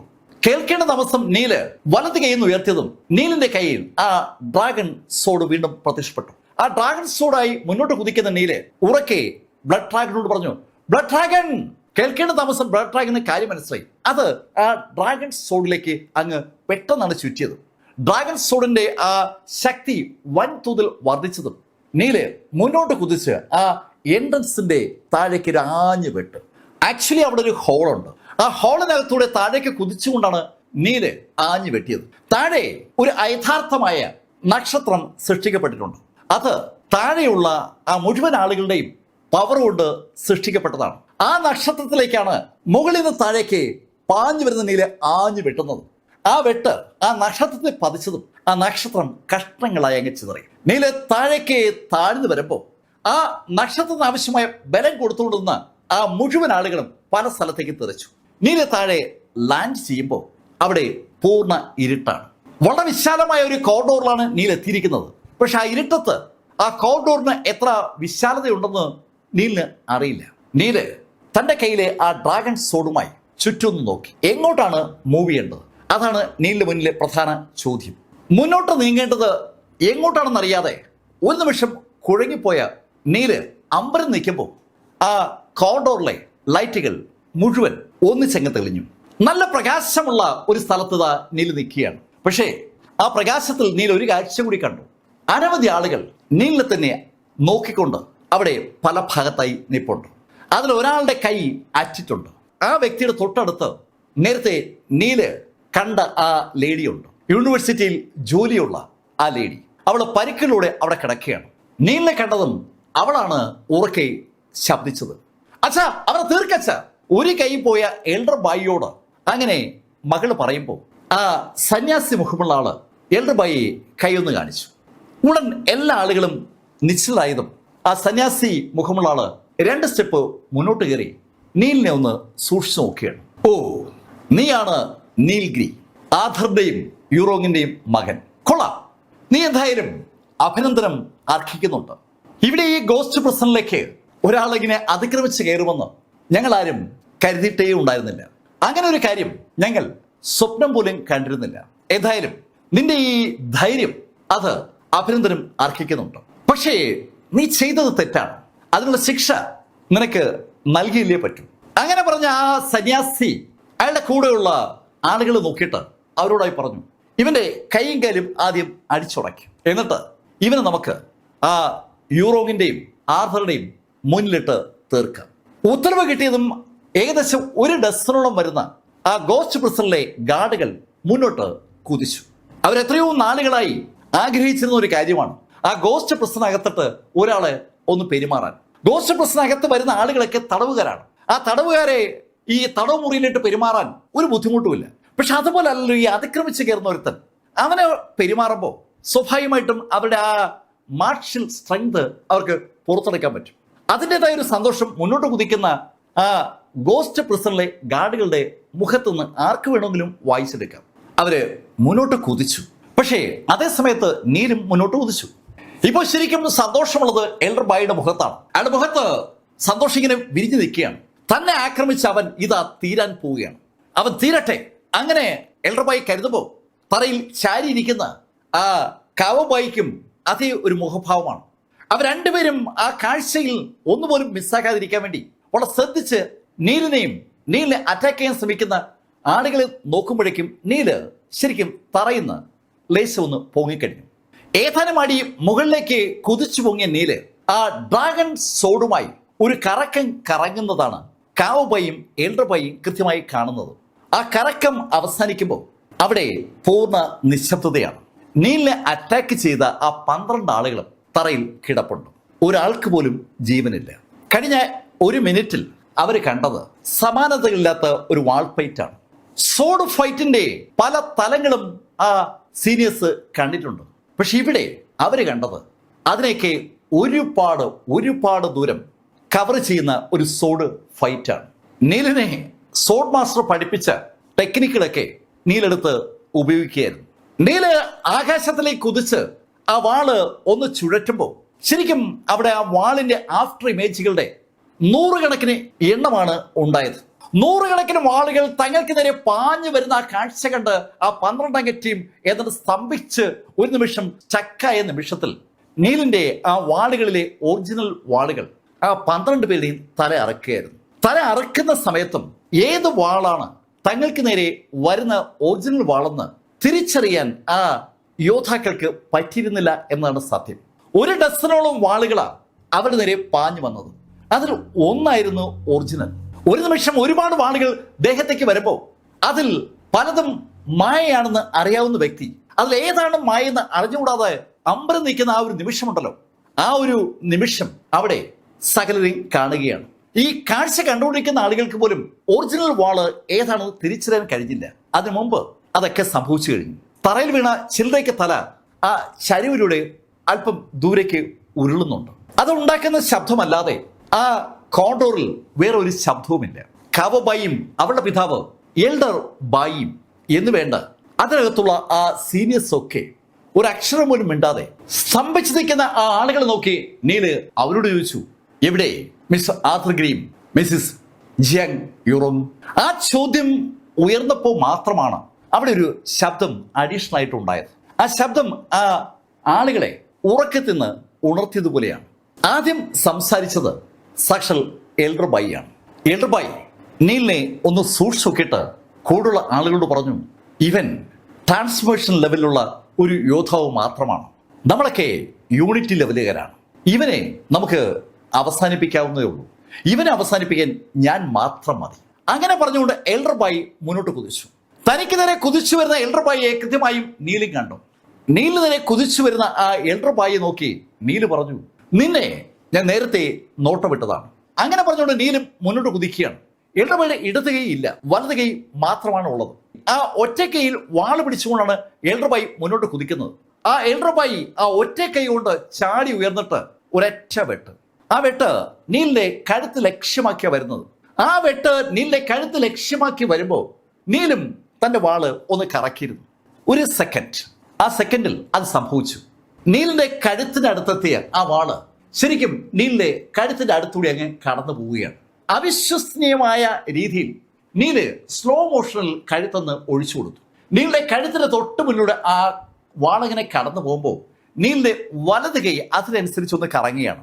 ശരിക്കും ഒരു സ്ലോ മോഷനിൽ ഒരു രംഗം കാണുന്ന പോലെ ആ വാള് എൽഡർബായിയുടെ ആ കഴുത്തിലൂടെ അങ്ങനെ കടന്നു പോകുമ്പോൾ അയാളുടെ കണ്ണുകളിൽ വല്ലാത്തൊരു അമ്പരപ്പ്. അയാൾ കൃത്യമായി നീലിന്റെ കഴുത്തിലേക്ക് വെട്ടിയതാണ്. ആ വെട്ടാണ് നീലിന്റെ കഴുത്തിൽ തൊട്ടില്ല എന്ന് പറഞ്ഞ് കടന്നുപോയത്. തന്റെ കയ്യിലെ വാള് നീലിന്റെ കഴുത്തിൽ തൊട്ടില്ല എന്ന് പറഞ്ഞിങ്ങനെ കടക്കുമ്പോൾ സ്വാഭാവികമായിട്ട് ഒരു അമ്പരപ്പ് എൽഡർബായിയുടെ കണ്ണുകളിൽ വന്നതാണ്. അയാളുടെ വായും അക്ഷരാർത്ഥത്തിൽ അത്ഭുതത്തോടെ പൊളിഞ്ഞപ്പോൾ അയാൾ അറിഞ്ഞില്ല അയാളുടെ കഴുത്തിൽ തൊട്ടുകൊണ്ട് നീലിന്റെ ആ വാള് കടന്നു പോകുന്നത്. അയാളുടെ കഴുത്തിൽ നിന്ന് അയാളുടെ ആ അത്ഭുതമുള്ള ആ 2 കണ്ണുകൾ ഉൾക്കൊള്ളുന്ന തല അടർന്ന് താഴേക്കിങ്ങനെ വീഴുമ്പോൾ ആ കണ്ണുകളിൽ ആ അത്ഭുതം അങ്ങനെ തന്നെ നിൽക്കുകയാണ്. ഇതൊരു സ്ലോ മോഷൻ പോലെ നമ്മൾ കാണുകയാണെങ്കിൽ അതേ സ്ലോ മോഷൻ താഴെ കാവോ ബായിലും ആ ആട് തലയിലും സന്യാസിയിലും ഒക്കെ നമുക്ക് കാണാം. വിശ്വസിക്കാനാവാത്ത ആ സംഭവം കണ്ട കാവോ ബായി അച്ഛ എന്ന് വിളിച്ചുകൊണ്ട് മുന്നോട്ട് കുതിച്ചതും നീല് തന്റെ വാളൊന്ന് ചലിപ്പിച്ചു. അടുത്ത നിമിഷത്തിൽ അവളും താഴെ വീണു. അവളുടെയും കഴുത്ത് അറ്റിരിക്കുകയാണ്. ഇപ്പോ രണ്ടാളുകളാണ് അവിടെ അവശേഷിക്കുന്നത്. ആ സന്യാസിയും പിന്നെ ആ ആടുതലയനും. ആ സന്യാസി ആടുതലയനോട് പറഞ്ഞു, നമ്മുടെ മേലധികാരികൾ സപ്പോർട്ടുമായി എത്തുന്നവരെ നമുക്ക് പിടിച്ചു നിൽക്കണം. ഇവനോട് പിടിച്ചു നിൽക്കാൻ നമുക്ക് ആ യൂറോങ്ങിനെയും ആർഥറെയും കൂടെ കൂട്ടാം. ഞാൻ അവരിവിടെ കൊണ്ടുവരാം. അതുവരെ നീ ഇവനെ തടുത്തു നിർത്താം. ആ ആടുതലയനോട് അങ്ങനെ പറഞ്ഞിട്ട് ആ സന്യാസി ഒരൊറ്റ കുതിപ്പ്. അയാള് ഉള്ളിലുള്ള ആ ജയിലറകൾ ലക്ഷ്യമാക്കി നീങ്ങുകയാണ്. ആടുതലയൻ തന്റെ മുന്നിൽ വീണ് കിടക്കുന്ന എൽഡർ ബായിയും കാവബായിയും ബാക്കിയുള്ള ആളുകളേക്ക് ഒന്ന് നോക്കി. അതിനുശേഷം അയാളുടെ വലത് കൈകൊണ്ട് അയാളെ താടി ഇങ്ങനെ ഒന്ന് ഒഴിഞ്ഞു. ആടിൻ്റെത് പോലെ നീളമുള്ള തലയുള്ള അതുപോലെ താടിയുള്ള ആ മനുഷ്യൻ ആ താടിയിൽ അങ്ങനെ പിടിക്കുമ്പോൾ അയാളുടെ മുഖത്ത് ഒരു വല്ലാത്ത ഭാവമാണ്. അയാള് നീലിനോട് പറഞ്ഞു, ഹേയ് നീൽ, നിന്റെ അച്ഛനെയും അമ്മയും ഞാനാണ് എന്നും ചോദ്യം ചെയ്യുന്നത്. നീൽ, എന്റെ ഈ കൈകൾ കണ്ടോടാ, ഈ കൈകൾ കൊണ്ടാണ് ഞാൻ അവരെ നിരന്തരം ഇടിക്കുന്നത്. തന്റെ അച്ഛനെ അമ്മയും നിരന്തരം ഇടിക്കുന്ന വ്യക്തിയാണ് തന്റെ മുന്നിൽ നിന്ന് സംസാരിക്കുന്നത് കേട്ടതും നീലിന്റെ കൈ ഒന്നനങ്ങി. നീലോട് വല്ലാത്തൊരു സന്തോഷത്തോടെ സംസാരിക്കുന്ന ആ ആടുതലയൻ പെട്ടെന്നാണ് ഒരു അസംഭവ്യമായ കാര്യം സംഭവിച്ചത് മനസ്സിലാകുന്നത്. നീലിന്റെ വലത് കൈയിൽ നിന്ന് ഒരു ചാട്ടുളിയും ഇടത് കൈയിൽ നിന്ന് ഒരു വിൻ ബ്ലേഡും ഒരുമിച്ച് മുന്നോട്ട് പാഞ്ഞിരുന്നു. അത് രണ്ടും കൃത്യമായിട്ടും ആ ആടുതലന്റെ ഇരു കൈകളും അറുത്ത് താഴെയിട്ടു. വളരെ ആവേശത്തോടെ രണ്ട് കൈ ഉയർത്തി നീലോട് സംസാരിച്ച ആ ആടുതലന്റെ ഇരു കൈകളും അറ്റ് താഴേക്ക് വീഴുമ്പോൾ അയാൾക്ക് വിശ്വസിക്കാൻ പറ്റുന്നില്ല. അയാളുടെ കൈ ഏതാണ്ട് ഇത്രയും ഭാഗം വെച്ച് അറ്റ് താഴേക്ക് പോകുന്നതാണ് അയാൾ കണ്ടത്. ബാക്കി കൈ അയാൾക്ക് ഉണ്ട്. അയാൾ അമ്പരപ്പോടെ കയ്യിലേക്കും താഴെ വീണിരിക്കുന്ന കയ്യിലേക്കൊക്കെ നോക്കുമ്പോൾ നീല് നടന്ന് അയാളുടെ അടുത്തെത്തി. നീ എന്റെ അച്ഛനും അമ്മയും കൊല്ല ചെയ്തു അല്ലേ? അങ്ങനെ പറഞ്ഞ നീല് അടുത്ത നിമിഷത്തിൽ കൈയൊന്ന് അനക്കുകയാണ്. ആ നിമിഷത്തിൽ നീലിന്റെ പോക്കറ്റിൽ നിന്ന് ഒത്തിരിയേറെ സിൽവർ നീഡിലുകൾ ആ ആട് മനുഷ്യന്റെ ദേഹത്തേക്ക് കൊടുങ്കാറ്റ് പോലെ തറച്ചു കയറുകയാണ്. ശരിക്കും പെട്ടെന്ന് ഒരു പീരങ്കിൽ നിന്ന് ഒരു ഷെല്ല് അനവധി കഷ്ണങ്ങളായി ചിതറി ഒരാളുടെ പുറത്തേക്ക് ഇടിച്ചു കയറിയാൽ എന്ത് സംഭവിക്കുമോ അതുപോലെ ആ ആട് മനുഷ്യന്റെ ദേഹം മുഴുവൻ ആ സിൽവർ നീഡിലിൽ അങ്ങ് തറച്ചു. അതുണ്ടാക്കിയ ഫോഴ്സ് അയാളെ തൊട്ടു പുറകുള്ള ചുവരിലേക്ക് ഇങ്ങനെ തറപ്പിച്ച് കയറ്റുകയാണ്. ഈ നിമിഷത്തിൽ അകത്ത് യൂറോങ്ങും അതുപോലെ സാക്ഷാൽ ആർഥറും അവിടെ ആ മുറിയിൽ ഈ ശബ്ദ കോലാഹലങ്ങളൊക്കെ കേൾക്കുന്നുണ്ട്. അവർ പരസ്പരം പറയുകയാണ്, നീലായിരിക്കുമല്ലേ? അവർ പരസ്പരം ആശ്വസിപ്പിക്കുകയാണ്.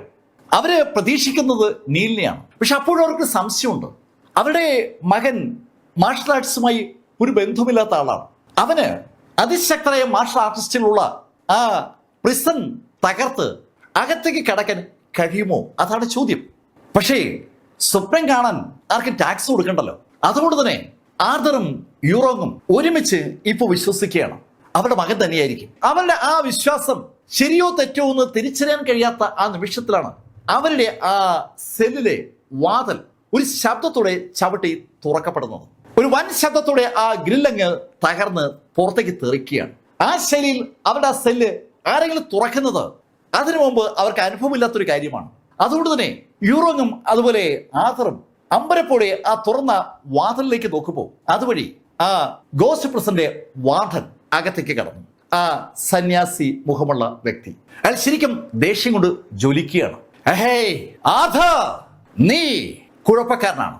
നിന്നേക്കാൾ കുഴപ്പക്കാരനാണ് നിന്റെ മകൻ. അവൻ എന്താ ചെയ്തെന്നറിയാവോ? അവൻ ഈ ഗോസ്റ്റ് പ്രസം തകർത്തിരിക്കുകയാണ്. തകർത്തു എന്ന് മാത്രമല്ല, എന്റെ എല്ലാ ആളുകളെയും അവൻ കൊന്നു. അവനെ ഞാൻ വെറുതെ വിടത്തില്ല. അവന് ഞാനൊരു പാഠം പഠിപ്പിക്കും. അതിനു മുമ്പേ നിന്നെ ഞാനൊരു പാഠം പഠിപ്പിക്കും. അങ്ങനെ പറഞ്ഞുകൊണ്ട് അയാൾ തികച്ചും അപ്രതീക്ഷിതമായി ആർത്തറെ ഒരൊറ്റയടി. ആ അടിയേറ്റ് ആർത്തർ തെറിച്ച് ചുവരിലിടിച്ച് താഴേക്ക് വീണു. അത് കണ്ടതും യൂറോങ് ഓടി വന്ന് ആർത്തറെ പിടിച്ചെണീപ്പിച്ചു.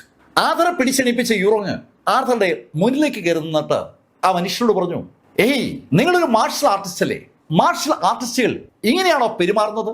മാർഷൽ ആർട്സുമായി ഒരു ബന്ധമില്ലാത്ത ആളെ ഈ ശൈലിയിൽ തല്ലുന്നത് ഒരു മാർഷൽ ആർട്ടിസ്റ്റിന് ചേർന്നതാണോ? യൂറോങ് മാർഷൽ ആർട്ടിസ്റ്റ് അല്ല, പക്ഷേ അവൾക്ക് മാർഷൽ ആർട്ടിസ്റ്റുകളെ അറിയാം. അവളുടെ രണ്ട് സഹോദരന്മാരും അവളുടെ പിതാവും മാർഷൽ ആർട്ടിസ്റ്റാണ്. യൂറോങ് അത് പറഞ്ഞതും ആ മനുഷ്യൻ ഒന്ന് ചിരിച്ചു. എന്നെ നിയമം പഠിപ്പിക്കുന്നു. നിന്റെ ആ മകൻ തലതെറിച്ച് അവൻ എന്തൊക്കെ ചെയ്തു കൂട്ടിയെന്നറിയാവോ? ഒരാളും തൊടാത്ത ഈ ഗോസ്റ്റ് പേഴ്സൺ അവൻ തകർത്തിരിക്കുന്നു. ശരിക്കും അയാളത് പറയുമ്പോൾ യൂറോങ്ങിനും ആർതർക്കും വല്ലാത്തൊരു ആവേശമുണ്ടാവുകയാണ്. ഗോസ്റ്റ് പ്രിസൺ ആർക്കും തൊടാൻ കഴിയാത്ത ഒരു എൻറ്റിറ്റിയാണ്. അതിന്റെ ഐഡന്റിറ്റി അതാണ്, ആർക്കും തൊടാൻ കഴിയാത്തത്. ആ എൻറ്റിറ്റി, ആ അസ്തിത്വത്തെ ഇവിടെ ഇതാ നീല് തകർത്തിരിക്കുന്നു. ആ ഗോസ്റ്റ് പ്രിസൺ അകത്തേക്ക് കയറിയ അവരുടെ മകൻ നീല് അതിനകത്തുള്ള ആളുകളെയൊക്കെ കൊലപ്പെടുത്തിയിരിക്കുന്നു. അത് കേട്ടപ്പോ ഒരു വല്ലാത്ത ആവേശം ആർത്തർക്കും അതുപോലെ യൂറോങ്ങിനും ഉണ്ട്. പക്ഷെ ഇപ്പോഴും അവർക്കൊരു സംശയമുണ്ട്. അവർക്ക് അറിയാവുന്ന നീല് കൊച്ചു നീലാണ്, ലിറ്റിൽ നീൽ എന്ന് അവർ വിളിക്കുക. ആ കൊച്ചു നീല് എങ്ങനെ ഇത്രയും ശക്തരായ ആളുകളെ പരാജയപ്പെടുത്താനുള്ള കഴിവ് നേടി? 8 കൊല്ലങ്ങളാണ് കടന്നുപോയിരിക്കുന്നത്. നീല് ഇപ്പൊ ഒരു മാർഷൽ ആർട്ടിസ്റ്റ് ആയിട്ടുണ്ടെങ്കിൽ, അതും ഈ അളവിൽ ശക്തനായ മാർഷൽ ആർട്ടിസ്റ്റായി മാറിയിട്ടുണ്ടെങ്കിൽ അതിന് നീല് കൊടുക്കേണ്ടി വന്നിരിക്കുന്ന വില വളരെ വളരെ വലുതാണ് എന്ന യാഥാർത്ഥ്യം ആ ആർഥറും അതുപോലെ യൂറോങ്ങും വ്യക്തമായി മനസ്സിലാക്കുന്നുണ്ട്. അവർക്ക് രണ്ടുപേർക്കും മാർഷൽ ആർട്ടിസ്റ്റുകളെ അറിയാം. അതാണ് അതിന്റെ കാരണം. അവര് അങ്ങനെ ആലോചിക്കുമ്പോഴേക്കും ആ സന്യാസി മുഖമുള്ള ആള് ശരിക്കും ദേഷ്യം കൊണ്ട് ജ്വലിക്കുകയാണ്. അവരെ ഞാനൊരു പാഠം പഠിപ്പിക്കും. അവനെ പാഠം പഠിപ്പിക്കാനായിട്ട് ഞങ്ങളുടെ ഹയർ ഒഫീഷ്യൽസ് ഇവിടേക്ക് വരുന്നുണ്ട്. എനിക്ക് അവര് എത്തിക്കഴിഞ്ഞാൽ പിന്നെ അവൻ എത്ര ശക്തനാണെന്ന് പറഞ്ഞാലും ഒരു കാര്യമില്ല. അതിനു മുമ്പ് അവനെ ഞാൻ ഒന്ന് വിഷമിപ്പിക്കും. നിങ്ങളെ ഞാൻ തീർക്കാൻ പോവുകയാണ്. അങ്ങനെ പറഞ്ഞുകൊണ്ട് അയാളുടെ വാള് വലിച്ചൂരി അയാൾ മുന്നോട്ട് കുതിക്കുകയാണ്. മുന്നോട്ട് കുതിക്കുന്ന അയാളുടെ ലക്ഷ്യം സാക്ഷാൽ ആർത്തറാണ്. അത് മനസ്സിലാക്കിയ യൂറോങ് പെട്ടെന്നാണ് ആർത്തറുടെ മുന്നിലേക്ക് കയറിയത്. ആർത്തറുടെ മുന്നിലേക്ക് കയറിയ അവൾ ആ മനുഷ്യനോട് പറഞ്ഞു, നോക്ക്, എന്റെ ജ്യേഷ്ഠൻ കുൻലാൻ മലനിരകളിലാണ്. അദ്ദേഹം ഈ വിവരം അറിഞ്ഞാൽ നിന്നെ അവസാനിപ്പിക്കും. കുൻലാൻ മലനിര എന്ന് കേട്ടപ്പോ ആ മനുഷ്യനൊന്ന് ചിരിച്ചു.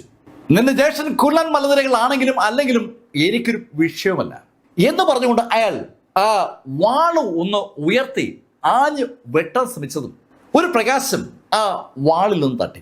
ആ നിമിഷത്തിൽ ആ വാള് അയാളുടെ കയ്യിൽ നിന്ന് തെറിക്കുകയാണ്. ശരിക്കും ആ പ്രകാശത്തോടൊപ്പം ഒരു രൂപം കൂടി യൂറോങ്ങിന്റെ മുന്നിലെത്തി. അത് സാക്ഷാൽ നീൽഗിരിയാണ്. നീൽഗിരി ആ വേഗതയിൽ അവിടെ എത്തുമെന്ന് ആ സന്യാസി തീരെ കരുതിയിരുന്നില്ല എന്ന് അയാളുടെ മുഖം കാണുന്ന ആർക്കും മനസ്സിലാവും. അയാളുടെ അമ്പരപ്പ് കൃത്യമായി അയാളുടെ മുഖത്തുണ്ട്.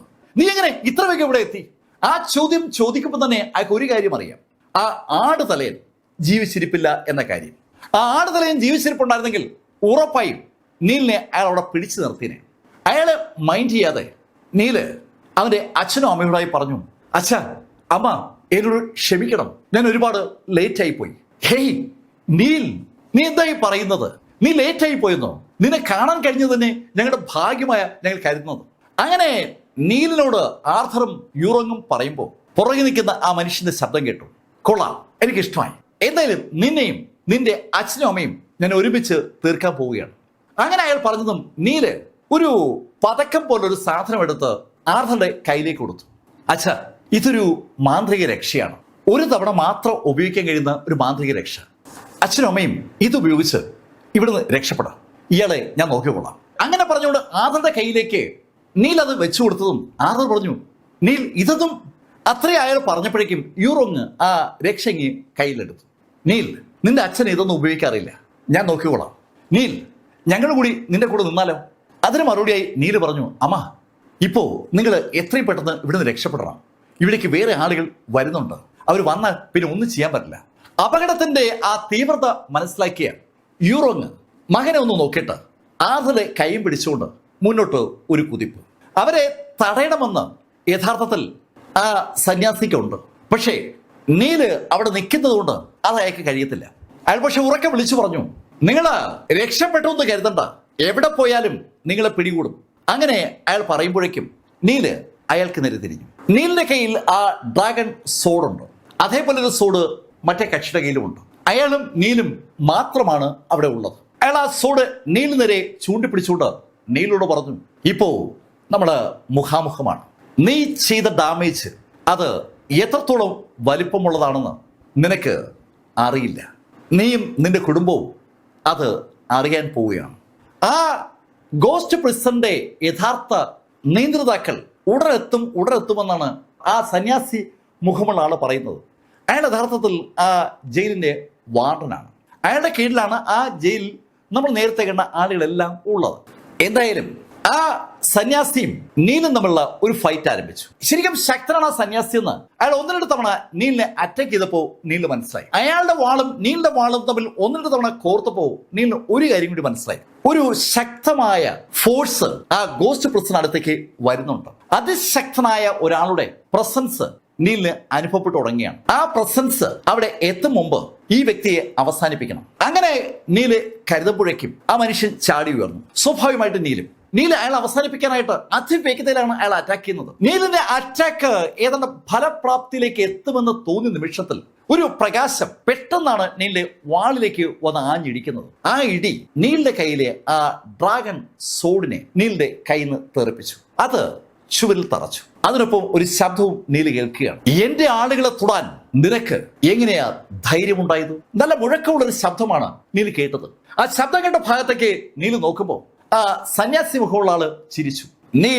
നീ അവസാനിച്ചതാ. അയാൾ അങ്ങനെ പറയുമ്പോഴേക്കും അതിശക്തനായ ഒരു യോദ്ധാവ് അവിടേക്ക് കടന്നു വരികയാണ്. അയാളെ കാണുമ്പോൾ തന്നെ നമ്മുടെ ശ്രദ്ധ പിടിച്ചു പറ്റുന്നത് അയാളുടെ കഴുത്തിൽ ചുവന്ന നിറത്തിൽ വരച്ചിരിക്കുന്ന ഒരു ഡോറാണ്. അതൊരു സിമ്പലാണ്. അയാൾ ഏതോ ക്ലാനിന്റെ അല്ലെങ്കിൽ ഏതെങ്കിലും അസോസിയേഷന്റെ അംഗമാണെന്ന് സൂചിപ്പിക്കുന്ന ശൈലിയിലുള്ള ഒരു അടയാളമാണ് അയാളുടെ കഴുത്തിൽ കാണുന്ന ആ ചുവന്ന വാതിൽ. ആ ചുവന്ന വാതിൽ നന്നായി തെളിഞ്ഞു കാണുന്നുണ്ട്. ഈ ഗോസ്റ്റ് പ്രസന്റിലെ വേറെ ആരുടെയും ദേഹത്ത് അത്തരത്തിലുള്ള വാതില് നമ്മൾ കണ്ടിട്ടില്ല. അവർക്ക് മുകളിലുള്ള ഒരു സംഭവമാണ് ആ വാതിലുള്ള വ്യക്തിയെന്ന് ആ ചിഹ്നം വിളിച്ചു പറയുകയാണ്. അയാൾ അവിടെ എത്തിയതും അയാള് നീലിനെ ഒന്ന് സൂക്ഷിച്ചു നോക്കി. അയാൾക്ക് ശരിക്കും വിശ്വസിക്കാനാവുന്നില്ല. ഒരു ട്രൂ എനർജി ട്രാൻസ്ഫോർമേഷൻ സ്റ്റേജിലെ ഒരു ചെറുപ്പക്കാരൻ കൊന്നു തള്ളിയിരിക്കുന്നത് യൂണിറ്റി ലെവലിലെ ആളുകളെയും ട്രാൻസ്ഫോർമേഷൻ ലെവലിലെ പീക്ക് ലെവലിലെ ആളുകളെയൊക്കെയാണ്. എങ്ങനെ അത് സംഭവിച്ചു? ആ ഒരു ചോദ്യമാണ് അയാളുടെ ഉള്ളിൽ വല്ലാതെ തറച്ചു നിൽക്കുന്നത്. അതിനുമപ്പുറത്ത് മറ്റൊരു ചോദ്യം അയാളുടെ ഉള്ളിലുണ്ട്. ആ ഗോസ്റ്റ് പ്രസന്റെ ആ ഡോറ് ശരിക്കും ഉരുക്കും കോൺക്രീറ്റും കൊണ്ട് വളരെ ശ്രദ്ധാപൂർവം നിർമ്മിച്ചതാണ്. അതിന് ഒരുപാട് സുരക്ഷാ കവചങ്ങൾ ഉണ്ടായിരുന്നു. അതെല്ലാം തകർത്തിരിക്കുകയാണ്. എങ്ങനെ? അതാണ് അയാൾക്ക് മനസ്സിലാകാത്തത്. വൻതോതിൽ സ്ഫോടക വസ്തുക്കൾ ഉപയോഗിച്ച് സ്ഫോടനം നടത്തി തകർത്തതിന്റെ ലക്ഷണമൊന്നും അവിടെ കാണാനില്ല. ശരിക്കും ഫോഴ്സ് ഉപയോഗിച്ച് തകർത്തിരിക്കുകയാണ്. അത്രയും ഫോഴ്സ് ഒക്കെ ആർക്കാ ഉപയോഗിക്കാൻ കഴിയുക? ആ എൻട്രൻസ് വഴി താഴേക്ക് ഇറങ്ങുമ്പോൾ അങ്ങനെ ഒരുപാട് ചോദ്യങ്ങൾ അയാളുടെ മനസ്സിലേക്ക് വന്നിരുന്നു. അപ്പോഴാണ് താഴെ ചിതറിക്കിടക്കുന്ന ആ ഡെഡ് ബോഡികൾ അയാൾ കണ്ടത്. എൽഡർബായിയെയും ആടുതലേനെയും എൽഡർബായിയുടെ മകളെയൊക്കെ അയാൾ അവിടെ കണ്ടിരുന്നു. അയാള് ജയിലിനകത്തേക്ക് ഓടിക്കയറിയത് ആ നിമിഷത്തിലാണ്. അയാൾ ഒരു നിമിഷം താമസിച്ചിരുന്നെങ്കിൽ ആ സന്യാസി മുഖമുള്ള ആളുടെ തല തറയിൽ വീണനെ. അതൊക്കെ ചെയ്തിരിക്കുന്നത് ആ ചെറുപ്പക്കാരൻ ഒറ്റയ്ക്കാണ്. അതാണ് അയാൾക്ക് മനസ്സിലാവാത്തത്. അയാളുടെ മുഖത്ത് ആ ഒരു സംശയമുണ്ട്. ഇവൻ ഒറ്റയ്ക്ക് തന്നെയാണോ ഇതൊക്കെ ചെയ്തെന്നുള്ള സംശയം. അയാള് നീലിനെ ഇങ്ങനെ അളക്കുകയാണ്. നീലിനെ അളന്നുകൊണ്ട് അയാൾ നീലിനോട് പറഞ്ഞു, എന്റെ സംരക്ഷണയിലുള്ള ആളുകളെ കൊല്ലാൻ നിനക്കാരാ അനുവാദം നൽകിയത്? അതിന് മറുപടിയായി നീല് പറഞ്ഞു, ഞാൻ ഒരാളെ കൊല്ലാൻ തീരുമാനിച്ചാൽ അത് തടയാൻ ആർക്കും ആവില്ല. അങ്ങനെ പറഞ്ഞ് നീല് കയ്യും നനയ്ക്കിയതും ഒരു വിൻഡ് ബ്ലേഡ് കണ്ണഞ്ചിക്കുന്ന വേഗതയിൽ ആ സന്യാസി മുഖമുള്ള ആള് നേരെ പാഞ്ഞു ചെല്ലുകയാണ്. അത് കണ്ടതും ആ മനുഷ്യൻ ഒന്ന് ചിരിച്ചു. അയാളുടെ കൈ ഒന്ന് അനങ്ങി. അയാളുടെ കൈ അനങ്ങിയതും അയാളുടെ കയ്യിൽ നിന്ന് ഒരു ചാട്ടുളി പോലൊരു സംഭവം അതിവേഗതയിൽ മുന്നോട്ട് പായുകയാണ്. ആ ചാട്ടുളിയും ആ വിൻഡ് ബ്ലേഡും തമ്മിൽ കൂട്ടിമുട്ടി. ശരിക്കും അത് കൂട്ടിമുട്ടി ആ വിൻഡ് ബ്ലേഡ് തകരുമ്പോൾ ആ സന്യാസിയുടെയും അതുപോലെ അകത്തേക്ക് വന്ന ആ ആഗതന്റെ മുഖത്ത് ഒരു വിജയ് ഭാവമുണ്ട്. അയാള് ആ വിജയ് ഭാവത്തോടെ അയാൾ പറയും ചെയ്തു, വിൻഡ് ബ്ലേഡൊക്കെ നിന്റെ വലിയ ആയുധമാണല്ലേ, അതൊക്കെ തനിക്ക് വെറും പിള്ളേരുകളിയാണെന്ന് അയാൾ പറയാതെ പറയുമ്പോൾ അയാളുടെ കണ്ണുകൾ പുറത്തേക്ക് ഇങ്ങനെ തള്ളി വന്നു. അതിന്റെ കാരണം അയാളുടെ കണ്ണിന്റെ തൊട്ടു മുന്നിലൂടെ ഒരു പ്രകാശം പാഞ്ഞതാണ്. ആ പ്രകാശം അയാളുടെ വലതു ഭാഗത്തുണ്ടായിരുന്ന ആ സന്യാസിയുടെ കഴുത്ത് ഖണ്ഡിച്ചുകൊണ്ട് ഒരു റൗണ്ട് അടിച്ച് നീലിന്റെ കയ്യിലേക്ക് വന്നു. അത് ഡ്രാഗൺ സോഡാണ്. നീലിന്റെ ബ്ലഡ് ഉപയോഗിച്ച്, നീലിന്റെ ബ്ലഡും കൂടി ഉപയോഗിച്ച് ഉണ്ടാക്കിയെടുത്തിരിക്കുന്ന ആ ഡ്രാഗൺ സോഡിന് നീല് മനസ്സിൽ വിചാരിക്കുന്ന കാര്യം ചെയ്യാൻ പറ്റും. ആ ചുവരിൽ നിന്ന് പറന്ന് ആ സന്യാസിയുടെ കഴുത്തറിക്കാൻ നീല് ആ വാളിനോട് ആവശ്യപ്പെട്ടതും ആ വാള് കൃത്യമായി അത് തന്നെ ചെയ്തിരിക്കുകയാണ്. ശരിക്കും നീല് അവിടെ ആ വിൻഡ് ബ്ലേഡ് ഉപയോഗിച്ചത് ആ വന്ന ആളിന്റെ ശ്രദ്ധ ഒന്ന് തെറ്റിക്കാനാണ്. അയാള് ആ വിൻഡ് ബ്ലേഡ് നീലിന്റെ വലിയ ആയുധമാണെന്ന് കരുതി അത് തകർത്തപ്പോ ഒരു വല്ലാത്ത ആത്മഹർഷത്തിലെത്തിയിരുന്നു. ആ സന്തോഷത്തിൽ അയാള് ആ ഡയലോഗ് പറയുമ്പോഴേക്കും നീലിന്റെ വാള് ആ സന്യാസിയുടെ കഴുത്ത് ഖണ്ഡിച്ച് കടന്നുപോയി കഴിഞ്ഞു. ശരിക്കും ആ സന്യാസിക്കും താൻ എങ്ങനെ മരിച്ചു എന്നുള്ള കാര്യം വ്യക്തമായി മനസ്സിലായിട്ടില്ല. അയാൾ ആ ഗോസ്റ്റ് പ്രസിഡന്റ് വാർഡനായിരുന്നു. എത്രയോ കൊല്ലങ്ങളായി അയാള് ആ ഗോസ്റ്റ് പ്രസിഡന്റ് നിയന്ത്രിക്കുന്നതാണ്. ഇതുപോലെ ആ ഗോസ്റ്റ് പ്രസിനകത്ത് വെച്ച് ഒരു മരണം, ആ ഗോസ്റ്റ് പ്രസിനകത്ത് വെച്ച് ഇതുപോലൊരു മരണം അയാള് സങ്കല്പിച്ചിട്ടേ ഇല്ല. പക്ഷെ അതാ സംഭവിച്ചിരിക്കുന്നത്. ആ കാഴ്ച കണ്ട ആ വന്ന ആള് ശരിക്കും ദേഷ്യം കൊണ്ട് അയാളുടെ ഇരു കൈകളും ഒന്ന് മുറുക്കി പിടിക്കുകയാണ്. ഇരു കൈകളും മുറുക്കി പിടിച്ച് അയാള് മുന്നോട്ട് കുതിക്കുകയും ചെയ്തു. ആ മനുഷ്യൻ മുന്നോട്ട് കുതിക്കുമ്പോൾ നീല് കണ്ണുകൾ അടച്ചു. നീല് കണ്ണുകൾ അടച്ചതും ആ മുന്നോട്ട് കുതിക്കുന്ന ആളുടെ മുഖത്തൊരു സന്തോഷമായി. ഇവൻ മരണം ഇതാ ഉറപ്പിച്ചു കഴിഞ്ഞു. പക്ഷേ അയാള് നീലിന്റെ മുന്നിലെത്തുമ്പോൾ നീല് കണ്ണ് തുറക്കുകയും ചെയ്തു. കണ്ണു തുറന്ന നീല് മുന്നോട്ട് കുതിച്ചു വന്ന ആ വ്യക്തി ആഞ്ഞു വെട്ടിയ ആ വാളിന്റെ അറ്റത്ത് ഒന്ന് പിടിച്ചു. അതിശക്തമായ ഒരു സോഡ് ഉപയോഗിച്ചുകൊണ്ട് അതിശക്തമായി നീലിനെ ആഞ്ഞു വെട്ടി ഒറ്റ വെട്ടിന് നീല് തീർക്കാനുള്ള ദേഷ്യമായിരുന്നു ആ മനുഷ്യനുണ്ടായിരുന്നത്. പക്ഷേ ആ വാള് നീലിന്റെ മുഖത്തിന് തൊട്ട് മുന്നിലെത്തിയതും നീല് ആ വാളിന്റെ അറ്റത്തങ്ങ് പിടിക്കുകയായിരുന്നു. ആ വാളിന്റെ അറ്റത്ത് പിടിച്ച നീല് ഒന്ന് തിരിച്ചതും ആ വാള് കഷ്ണം കഷ്ണമായി അങ്ങ് ചിതറി. ഇപ്പോ ആ മനുഷ്യൻ ശരിക്കും ഞെട്ടി ഏതെങ്കിലും സ്റ്റെപ്പ് അറിയാതെ പുറകോട്ട് മാറിപ്പോവുകയാണ്. അയാൾ അറിയാതെ നീലിനോട് ചോദിച്ചു, ഹേയ്, നീ കുലൻ മൗണ്ടനിൽ നിന്നാണോ? അതില് മറുപടിയായി നീലിന്റെ ശബ്ദം അയാൾ കേട്ടു. കുലൻ മലയോ? ഞാൻ കാൻഹായി. കാണാത്ത മലയും ദർശിക്കാത്ത നാടും ഈ പ്രപഞ്ചത്തിലില്ല. എനിക്ക് മുന്നിൽ കീഴടങ്ങാത്ത യോദ്ധാക്കളുമില്ല. തികച്ചും അമ്പരപ്പിക്കുന്ന ഒരു സൗണ്ടും ഒരു മോഡുലേഷനുമാണ് നീലിന്റെ വായിന്ന് പുറത്തേക്ക് വരുന്നത്. ആ മനുഷ്യന് പെട്ടെന്ന് ഒരു അമ്പരപ്പ്. തന്നോട് ഇതുവരെ എതിരിട്ട വ്യക്തിയല്ല ഇപ്പോ തന്റെ മുന്നിൽ നിൽക്കുന്നത് നീലല്ല, വേറെ ആരോ ആണ്. അങ്ങനെ തോന്നിയതും ആ മനുഷ്യൻ രണ്ട് കൈ കൊണ്ടും ഒന്ന് നീലിനെ തൊഴുതു. പ്ലീസ്, എന്നെ ഒന്നും ചെയ്യരുത്. പക്ഷെ അങ്ങനെ അയാൾ തൊഴുതെങ്കിലും നീല് മുന്നോട്ട് കുതിച്ചിരുന്നു. നീലിന്റെ ബോഡിയുടെ നിയന്ത്രണമുള്ള കാൻഹായി മുന്നോട്ട് കുതിച്ച് ആ വാളെന്ന് ചുഴറ്റുമ്പോഴേക്കും ആ കുല്ലൻ മലനിരകളിൽ നിന്നുള്ള ആ ശക്തനായ യോദ്ധാവിന്റെ ദേഹത്തുകൂടി ആ വാളങ്ങനെ കടന്നു പോവുകയാണ്. ശരിക്കും ആ വാഴ രണ്ടായി അരിയും പോലെ ആ വ്യക്തിയെ രണ്ടായി അരിഞ്ഞിട്ടതും അയാള് രണ്ട് കഷ്ണമായി താഴെ വീണു. ആ വ്യക്തിയുടെ ബോഡി അങ്ങനെ രണ്ടായി അരിയുന്ന അതേ സമയത്ത് അവിടെ ആ ലേക്കിന് പുറത്ത് ചില സംഭവവികാസങ്ങൾ ഉണ്ടായിരിക്കുകയാണ്.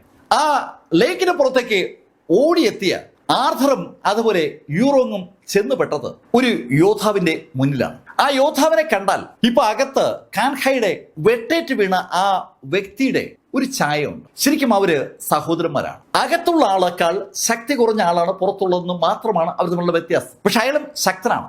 കുള്ളൻ മലനിരകളിൽ നിന്ന് വന്ന കക്ഷി തന്നെയാണ് അയാൾ. അയാളുടെ കഴുത്തിലും ആ ചുവന്ന ഡോറ് വരച്ചു ചേർത്തിട്ടുണ്ട്. ആ ചുവന്ന ഡോറ് വരച്ചു ചേർത്തിരിക്കുന്ന അയാൾ ആർഥറെയും അതുപോലെ യൂറോങ്ങിനെയും തടുത്തു നിർത്തി. അവരെ തടുത്ത ആ നിമിഷത്തിൽ യൂറോങ് രണ്ടാമൊന്നും ആലോചിക്കാതെ കയ്യിലിരുന്ന ആ പതക്കം അതിശക്തമായി ഒന്ന് അമർത്തിയതും അവിടെ ഒരു സ്ഫോടനം ഉണ്ടായി. കണ്ണഞ്ചിപ്പിക്കുന്ന ഒരു സ്ഫോടനം. ആ സ്ഫോടനം ഉണ്ടായ നിമിഷത്തിൽ യൂറോങ് ആർഥറുടെ കൈ പിടിച്ചുകൊണ്ട് ആ ലേക്കിൽ നിന്ന് പുറത്തേക്ക് ഒരൊറ്റ ഓട്ടം. അവരുടെ ലക്ഷ്യം എത്രയും പെട്ടെന്ന് ആ സ്ഥലത്ത് നിന്ന് മാറുക എന്നുള്ളതാണ്. ഏതാനും സെക്കൻഡ് നേരം തന്റെ മുന്നിലുണ്ടായ പ്രകാശത്തിൽ കണ്ണ് മഞ്ഞളിച്ച് ആ കുള്ളൻ മലനിരന്നുള്ള ആ യോദ്ധാവ് അങ്ങനെ നിന്ന് കാണും. ആ പ്രകാശ വിസ്ഫോടനത്തിന്റെ ഫലമായി ഉണ്ടായ ആ ഒരു നിമിഷം അതിനെ യൂറോങ്ങും അതുപോലെ ആർഥറും നന്നായി അങ്ങ് വിനിയോഗിച്ചു. അവ രണ്ടും നിന്ന സ്ഥലത്തുനിന്ന് അതിവേഗമാണ് മുങ്ങിയത്. പക്ഷേ അവരെ അമ്പരപ്പിച്ചുകൊണ്ട് ഏതാനും സെക്കൻഡിൽ കഴിഞ്ഞതും അവരുടെ മുന്നിൽ അവര് നേരത്തെ കണ്ട ആ മനുഷ്യൻ പ്രത്യക്ഷപ്പെട്ടു. അയാള് ശരിക്കും കിതയ്ക്കുന്നുണ്ട്. എന്റെ കയ്യിൽ നിന്ന് അങ്ങനെ രക്ഷപ്പെട്ടളയാമെന്ന് നിങ്ങളങ്ങ് ധരിച്ചു അല്ലേ? അതിന് മറുപടിയായി യൂറോങ് പറഞ്ഞു, നോക്ക്, എന്റെ ജ്യേഷ്ഠൻ കുള്ളൻ മലനിരകളിലാണ്. അദ്ദേഹം അറിഞ്ഞാൽ നിങ്ങളെ പിന്നെ വെച്ചേക്കില്ല. അതിന് ഒരു പൊട്ടിച്ചിരിയായിരുന്നു അയാളുടെ മറുപടി. കുള്ളൻ മലനിരയോ? ഞാൻ കാണാത്ത, ഞാൻ അറിയാത്ത എന്ത് കുള്ളൻ മലനിരയാ ഇവിടെ ഉള്ളത്? അത് വിട്, നിങ്ങളെ ഞാൻ അവസാനിപ്പിക്കാൻ പോവുകയാണ്. നിങ്ങൾക്ക് അവസാനമായി എന്തെങ്കിലും ചോദിക്കാനുണ്ടോ? അങ്ങനെ ചോദിച്ചുകൊണ്ട് ആ രണ്ടുപേരും തീർക്കാനുള്ള ഒരു തയ്യാറെടുപ്പിലേക്ക് ആ വ്യക്തി കടക്കുമ്പോൾ പെട്ടെന്നാണ് അവിടേക്ക് മറ്റൊരാള് കടന്നു വന്നത്. ആ ആള് ആ കുള്ളൻ മലനിരന്നുള്ള ആളിനോട് പറഞ്ഞു, master Sheng, please stop. Master Sheng എന്ന് വിളിച്ചുകൊണ്ട് അവിടേക്ക് കടന്നു വന്നത് സാക്ഷാൽ മിസ്റ്റർ ലോങ് ആണ്. ചീഫ് ലോങ് എന്നും മിസ്റ്റർ ലോങ് എന്നും ഒക്കെ ആളുകൾ വിളിക്കുന്ന ലീ കുടുംബത്തിലെ ജൂലോങ് അവിടേക്ക് കടന്നു വന്നതും ആ മനുഷ്യൻ അയാളുടെ ആക്ഷൻ പകുതി വഴിക്ക് നിർത്തി. ഏയ്, ആരാ നീ? ആ ചോദ്യത്തിന് ഉത്തരമായിട്ട് ജൂലോങ് അവന്റെ ഷർട്ട് ഒന്ന് താഴ്ത്തി ആ വ്യക്തിയെ കാണിച്ചു. ജൂലോങ്ങിന്റെ ആ നെക്ക് ഉൾപ്പെടെയുള്ള ഭാഗം ഒന്ന് താഴ്ത്തപ്പെട്ടപ്പോ അവിടെ ആ മനുഷ്യന്റെ കഴുത്തിൽ കാണുന്ന അതേ ശൈലിയിലുള്ള ഒരു ചിത്രം കാണാനുണ്ട്. ആ ചുവന്ന നിറത്തിൽ വരച്ചിരിക്കുന്ന ആ ചിത്രം കണ്ടതും അയാൾക്ക് ആ കാര്യം മനസ്സിലായി. അയാളുടെ ഗ്യാങ്ങിൽ തന്നെയുള്ള ആളാണ് തന്റെ അടുത്തിരിക്കുന്നത്. നിനക്ക് എന്താ വേണ്ടേ? മാസ്റ്റർ ഷെങ് എന്ന കക്ഷി അങ്ങനെ ചോദിച്ചതും യൂലോങ് അയാളോട് പറഞ്ഞു, എനിക്ക് ദാ ഇവനെയാണ് വേണ്ടത്. ആ ലേഡിയെ മാസ്റ്റർക്ക് എന്ത് വേണമെങ്കിലും ചെയ്യാം. യൂറോങ്ങിനെ തനിക്ക് വേണ്ടത് ആർദ്രയാണെന്നാണ് ആ സമയത്ത് ലീ യൂലോങ് ആ മാസ്റ്റർ ഷെങ്ങിനോട് പറയുന്നത്. അങ്ങനെ യൂലോങ് പറഞ്ഞതും മാസ്റ്റർ ഷെങ് അയാളുടെ കയ്യൊന്ന് അനക്കിയ ആ നിമിഷത്തിൽ ഒരു കാറ്റ് ആർദ്രയെ യൂലോങ്ങിന്റെ അടുത്തേക്ക് തെറിപ്പിച്ചു. യൂലോങ് ആർദ്രയെ ഒരു കൈ കൊണ്ട് പിടിച്ചിട്ട് പുറകിലേക്ക് ഒരു ഒറ്റ എറിയുന്നിടയിൽ അയാൾ പറയുകയും ചെയ്തു, അവനെ പിടിച്ചോ. ആ വാക്കിന് ഒരു അർത്ഥമുണ്ട്, പുറകിൽ വേറെ ആരോ ഉണ്ടെന്നുള്ള അർത്ഥമാണ് ആ വാക്കിനുള്ളത്. ആർഥർ പുറകോട്ട് തെറിക്കപ്പെട്ടതും പുറകിൽ ആരോ ആർദ്രയെ പിടിക്കുകയും ചെയ്തു. ആ ഇരട്ടത്ത് ആരാണ് ആർദ്രയെ പിടികൂടിയെന്ന് ചോദിച്ചാൽ യൂറോങ്ങിന് കൃത്യമായിട്ട് ആളെ അറിയില്ല. യൂറോങ് ശരിക്കും ദേഷ്യത്തോടെ തന്നെ മുന്നിൽ നിൽക്കുന്ന ആ ലീ കുടുംബത്തിലെ യൂലോങ്ങിനെ നോക്കി. യൂലോങ്ങിനോടായി യൂറോങ് പറഞ്ഞു, യൂലോങ്, നീ കാണിക്കുന്നത് ശരിയായ പരിപാടിയല്ല. എന്തടിസ്ഥാനത്തിലാ എന്റെ ഹസ്ബൻഡിനെ പിടിച്ചുകൊണ്ട് പോകുന്നത്? ഇത് എന്റെ ജയൻ കുടുംബം അറിഞ്ഞാലുണ്ടല്ലോ. അങ്ങനെ യൂറോങ് പറഞ്ഞതും ലീ കുടുംബത്തിലെ ആ യൂലോങ് ഒന്ന് ചിരിച്ചു. ഹേയ് യൂറോങ്, നിനക്കും എനിക്കും അറിയാവുന്ന ഒരു കാര്യമുണ്ട്. നിന്റെ കുടുംബക്കാർ പുറത്താക്കി എന്ന കാര്യം നിനക്കറിയാം. 8 വർഷങ്ങൾക്ക് മുമ്പ് നിന്നെയും നിന്റെ കുടുംബത്തെയും അവസാനിപ്പിച്ചത് ഞാനാണെന്നുള്ള കാര്യം. അന്ന് എനിക്ക് ചില കാര്യങ്ങൾ പൂർത്തീകരിക്കാൻ പറ്റിയില്ല. ഇപ്പോ അതിനെനിക്ക് അവസരം വന്നിരിക്കുകയാണ്. നീയുമായിട്ട് എനിക്ക് വേറെ ബന്ധങ്ങളൊന്നുമില്ല, പ്രശ്നങ്ങളുമില്ല. എനിക്ക് ആർദ്രയാണ് വേണ്ടത്. നീ പേടിക്കണ്ട, ആർദ്രയെ ഞാൻ കൊല്ലുകയൊന്നുമില്ല. എനിക്ക് വേണ്ട ഒരു കാര്യം അവന്റെ കൈവശമുണ്ട്. അത് കിട്ടിയാൽ അവൻ ഞാൻ അങ്ങ് വിട്ടേക്കും. പിന്നെ ആർദ്രയോ നിന്നെയോ ഞാൻ ശല്യം ചെയ്യത്തില്ല. വളരെ വ്യക്തമായി ആ ഡയലോഗ് യൂലോങ് പറഞ്ഞതും ജിയാങ് യൂറോങ് അയാളോട് പറഞ്ഞു, യൂറോങ്, നിന്നോട് ഞാൻ പറഞ്ഞു നിനക്ക് നിന്റെ കുടുംബത്തിൽ സ്ഥാനമില്ല എന്ന കാര്യം ഞാൻ നിന്നോട് പറഞ്ഞതാണ്. ഇനി അഥവാ സ്ഥാനമുണ്ടെങ്കിൽ തന്നെ ഞങ്ങളുടെ ലീ കുടുംബവുമായി കമ്പയർ ചെയ്യാൻ നിന്റെ ജിയാങ് കുടുംബത്തിന് ഒരു അർഹതയുമില്ല.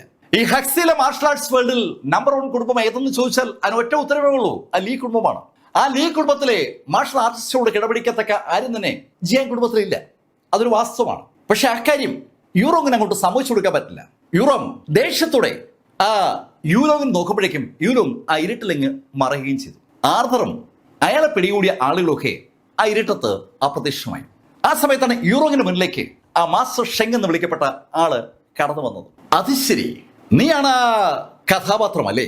8 കൊല്ലങ്ങൾക്ക് മുമ്പ് ആ കഥ ഞാനും കേട്ടതാണ്. തികച്ചും അപരിചിതനായ മാർഷൽ ആർട്സിൽ ഒരു ബന്ധവുമില്ലാത്ത ജിയാങ് കുടുംബത്തിന്റെ ആ രാജകുമാരി ഇറങ്ങിപ്പോയിന്ന കഥ ആർക്കാ അറിയില്ലാത്തത്? നിനക്ക് ഡിവൈൻ റൂട്ടൊക്കെ ഉണ്ടെന്നാണ് അത് കേട്ടത്. വെറും നോർമൽ റൂട്ട് മാത്രമുള്ള മാർഷൽ ആർട്ടിസ്റ്റ് ആകാൻ ഒരു അർഹതയുമില്ലാത്ത ഒരാൾക്കൊപ്പം ഇറങ്ങിപ്പോയി നീ ജിയാങ് കുടുംബത്തിന്റെ സകല സൗഭാഗ്യങ്ങളിൽ തല്ലിക്കെടുത്തിയ കഥ ഞാൻ ഓർക്കുന്നുണ്ട്. ഓ, നിങ്ങൾക്ക് പിറന്ന കുട്ടിയാണ് ആ നീൽ ഗ്രീ. എനിക്കിപ്പോ അറിയാം. അവനാണ് അകത്ത് ഞങ്ങളുടെ ഗോസ്റ്റ് പ്രസിൽ ശല്യം ചെയ്തത്. അവനെ ഞാൻ തീർക്കുന്നുണ്ട്. ആദ്യം നിന്നെ, പിന്നെ അവനെ. അങ്ങനെ പറഞ്ഞുകൊണ്ട് അയാളുടെ വാള് വലിച്ചൂരിയതും ഒരു ചാട്ടുളി അതിവേഗതയിൽ അവിടേക്ക് പാഞ്ഞു വന്ന് അയാളുടെ വാളിൽ അതിശക്തമായി ഒന്ന് കൊണ്ടു. തൽഫലമായി അയാളുടെ വാള് കയ്യിൽ നിന്ന് തെറിച്ചു. ലേശൊരു അമ്പരപ്പോടെ മാസ്റ്റർ ഷെങ് തിരിഞ്ഞു നോക്കുമ്പോൾ അവിടേക്ക് ലൈറ്റനിങ് വേഗതയിൽ പാഞ്ഞു വരികയാണ് സാക്ഷൽ നീൽഗിരി. നീലിനെ കണ്ടതും യൂറോങ് ഉറക്കം വിളിച്ചു, മോനെ നീൽ! അവിടേക്ക് വരുന്നത് അവരുടെ മകനാണെന്ന് അപ്പോ ആ മാസ്റ്റർ ഷെങ്ങിന് മനസ്സിലായി. അത് അയാളിൽ ഒരു ഭയം ഉണ്ടാക്കുകയാണ്. ആ നീല് വന്നിരിക്കുന്നത് ഗോസ്റ്റ് പ്രിസണകത്ത് നിന്നാണ്. ഗോസ്റ്റ് പ്രിസണകത്ത് ഒരുപാട് ആളുകളുണ്ട്, അതിശക്തരായ യോദ്ധാക്കൾ. അവർക്ക് പുറമെയാണ് മാസ്റ്റർ ഷെങ്ങിന്റെ ജ്യേഷ്ഠൻ അകത്തേക്ക് പോയത്. മാസ്റ്റർ ഷെങ്ങിനേക്കാൾ ശക്തനാണ് മാസ്റ്റർ ഷെങ്ങിന്റെ ജ്യേഷ്ഠൻ. ആ ഗോസ്റ്റ് പ്രിസണകത്തുണ്ടായിരുന്ന ആളുകളെയും മാസ്റ്റർ ഷെങ്ങിന്റെ ജ്യേഷ്ഠനെയും അവസാനിപ്പിച്ചിട്ടായിരിക്കുമല്ലോ നീൽഗിരി ഇവിടെ എത്തിയിരിക്കുന്നത്. അതാണ് സത്യമെങ്കിൽ അതിനകത്ത് ഒരു അപകടമുണ്ട്. ജ്യേഷ്ഠനെ തോൽപ്പിച്ച് ജ്യേഷ്ഠനെ അവസാനിപ്പിച്ച ആ വ്യക്തിക്ക് അയാളെ അവസാനിപ്പിക്കാൻ ഒരു ബുദ്ധിമുട്ടുമില്ല. അത് മനസ്സിലാക്കിയതും മാസ്റ്റർ ഷെങ് ഒരു വശത്തേക്ക് കുതിച്ച് ആ വാള് കയ്യിലെടുത്തിട്ട് നീലിനെ നോക്കി വാള് ചൂണ്ടിക്കൊണ്ട് നീലിനോട് പറഞ്ഞു, ഇവിടെ കൊണ്ടൊന്നും ഇത് അവസാനിക്കുന്നില്ല. അങ്ങനെ പറഞ്ഞ് അയാൾ ഒരൊറ്റ കുതിപ്പ്. ഇരുട്ടത്തേക്ക് അയാളെ കുതിച്ചതും നീല് കൈയൊന്ന് അനക്കിയതും ഒരേ നിമിഷത്തിലാണ്. നീല് നേരത്തെ ആ വാള് എറിഞ്ഞു തെറിപ്പിക്കാൻ ശ്രമിച്ച ആ ചാട്ടുളി പെട്ടെന്നാണ് നീലിന്റെ കയ്യിലേക്ക് വന്നത്. ആ ചാട്ടുളി നീലിന്റെ കയ്യിലേക്ക് വന്നതും നീൽ ആ ചാട്ടുളി വലിച്ചെറിഞ്ഞത് ഒരേ നിമിഷത്തിലാണ്. ആ ചാട്ടുളി ഇരുട്ടിലേക്കാണ് പായുന്നത്. ആ ഇരുളിനകത്തേക്ക് മറഞ്ഞ മാസ്റ്റർ ഷെങ്ങിനെ ലക്ഷ്യമാക്കി പായുകയാണ്. മാസ്റ്റർ ഷെങ് തനിക്ക് നേരെ പാഞ്ഞു വരുന്ന അപകടം തിരിച്ചറിഞ്ഞു. അയാൾ പെട്ടെന്ന് തിരിഞ്ഞ് വാളുകൊണ്ട് ആ ചാട്ടുളിയെ തടുക്കാൻ ഒരു ശ്രമം നടത്തി. ചാട്ടുളിയെ തടുക്കാനുള്ള അയാളുടെ ശ്രമം ഏതാണ്ട് വിജയിച്ചു. പക്ഷെ അതിനിടയിൽ അയാളുടെ കയ്യിൽ നിന്ന് വാളങ്ങ് പോവുകയും ചാട്ടുളി അയാളുടെ ഷോൾഡറിൽ ഒരു ശക്തമായ മുറിവുണ്ടാക്കുകയും ചെയ്തു. അയാൾ ഒരു പരുവത്തിൽ കുനിഞ്ഞതുകൊണ്ടാണ് യഥാർത്ഥത്തിൽ അയാളുടെ കഴുത്തിൽ കൊള്ളേണ്ട ആ ചാട്ടുളി അയാളുടെ ഷോൾഡറിൽ ഇടിച്ചു കയറിയത്. ഷോൾഡറിലേക്ക് ആ ചാട്ടിൽ ഇടിച്ചു കയറിയപ്പോൾ ആ ഇരുട്ടത്തും അവിടുന്ന് രക്തം ഇങ്ങനെ പമ്പ് ചെയ്യാണ്.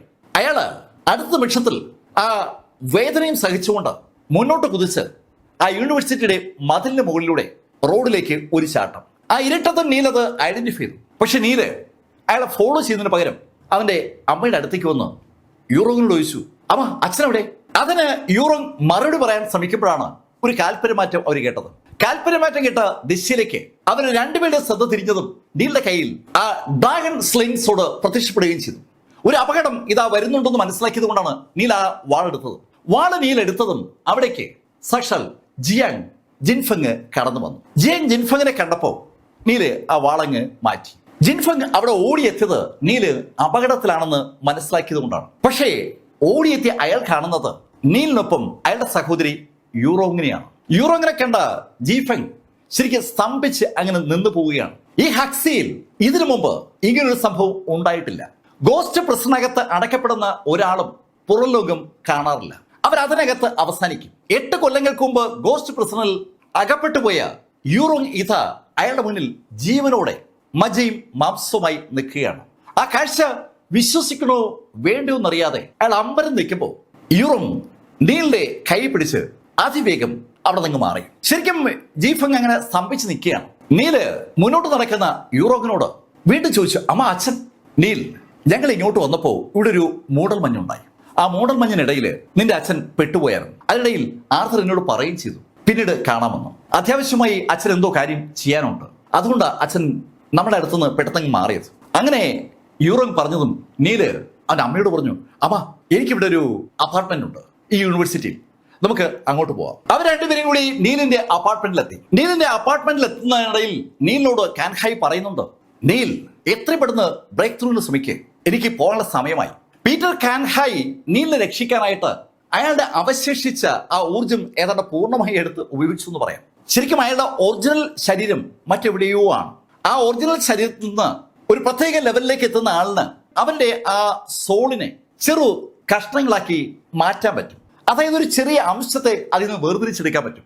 ആ വേർതിരിച്ചെടുത്ത ആ ചെറിയ അംശമാണ് യഥാർത്ഥത്തിൽ ആ സംസാര ഗ്രേവ്യാർഡിനകത്ത് ഉണ്ടായിരുന്നത്. അല്ലെങ്കിൽ ആ വ്യക്തിയുടെ ആത്മാവിന്റെ ഒരു ചെറിയ അംശത്തെ സംസാര ഗ്രേവ്യാർഡ് സംരക്ഷിച്ചു എന്ന് പറയാം. അതിന് വളരെ ചെറിയ പവറേ കാണും, ചെറിയൊരു ആയുസേ കാണത്തുള്ളൂ.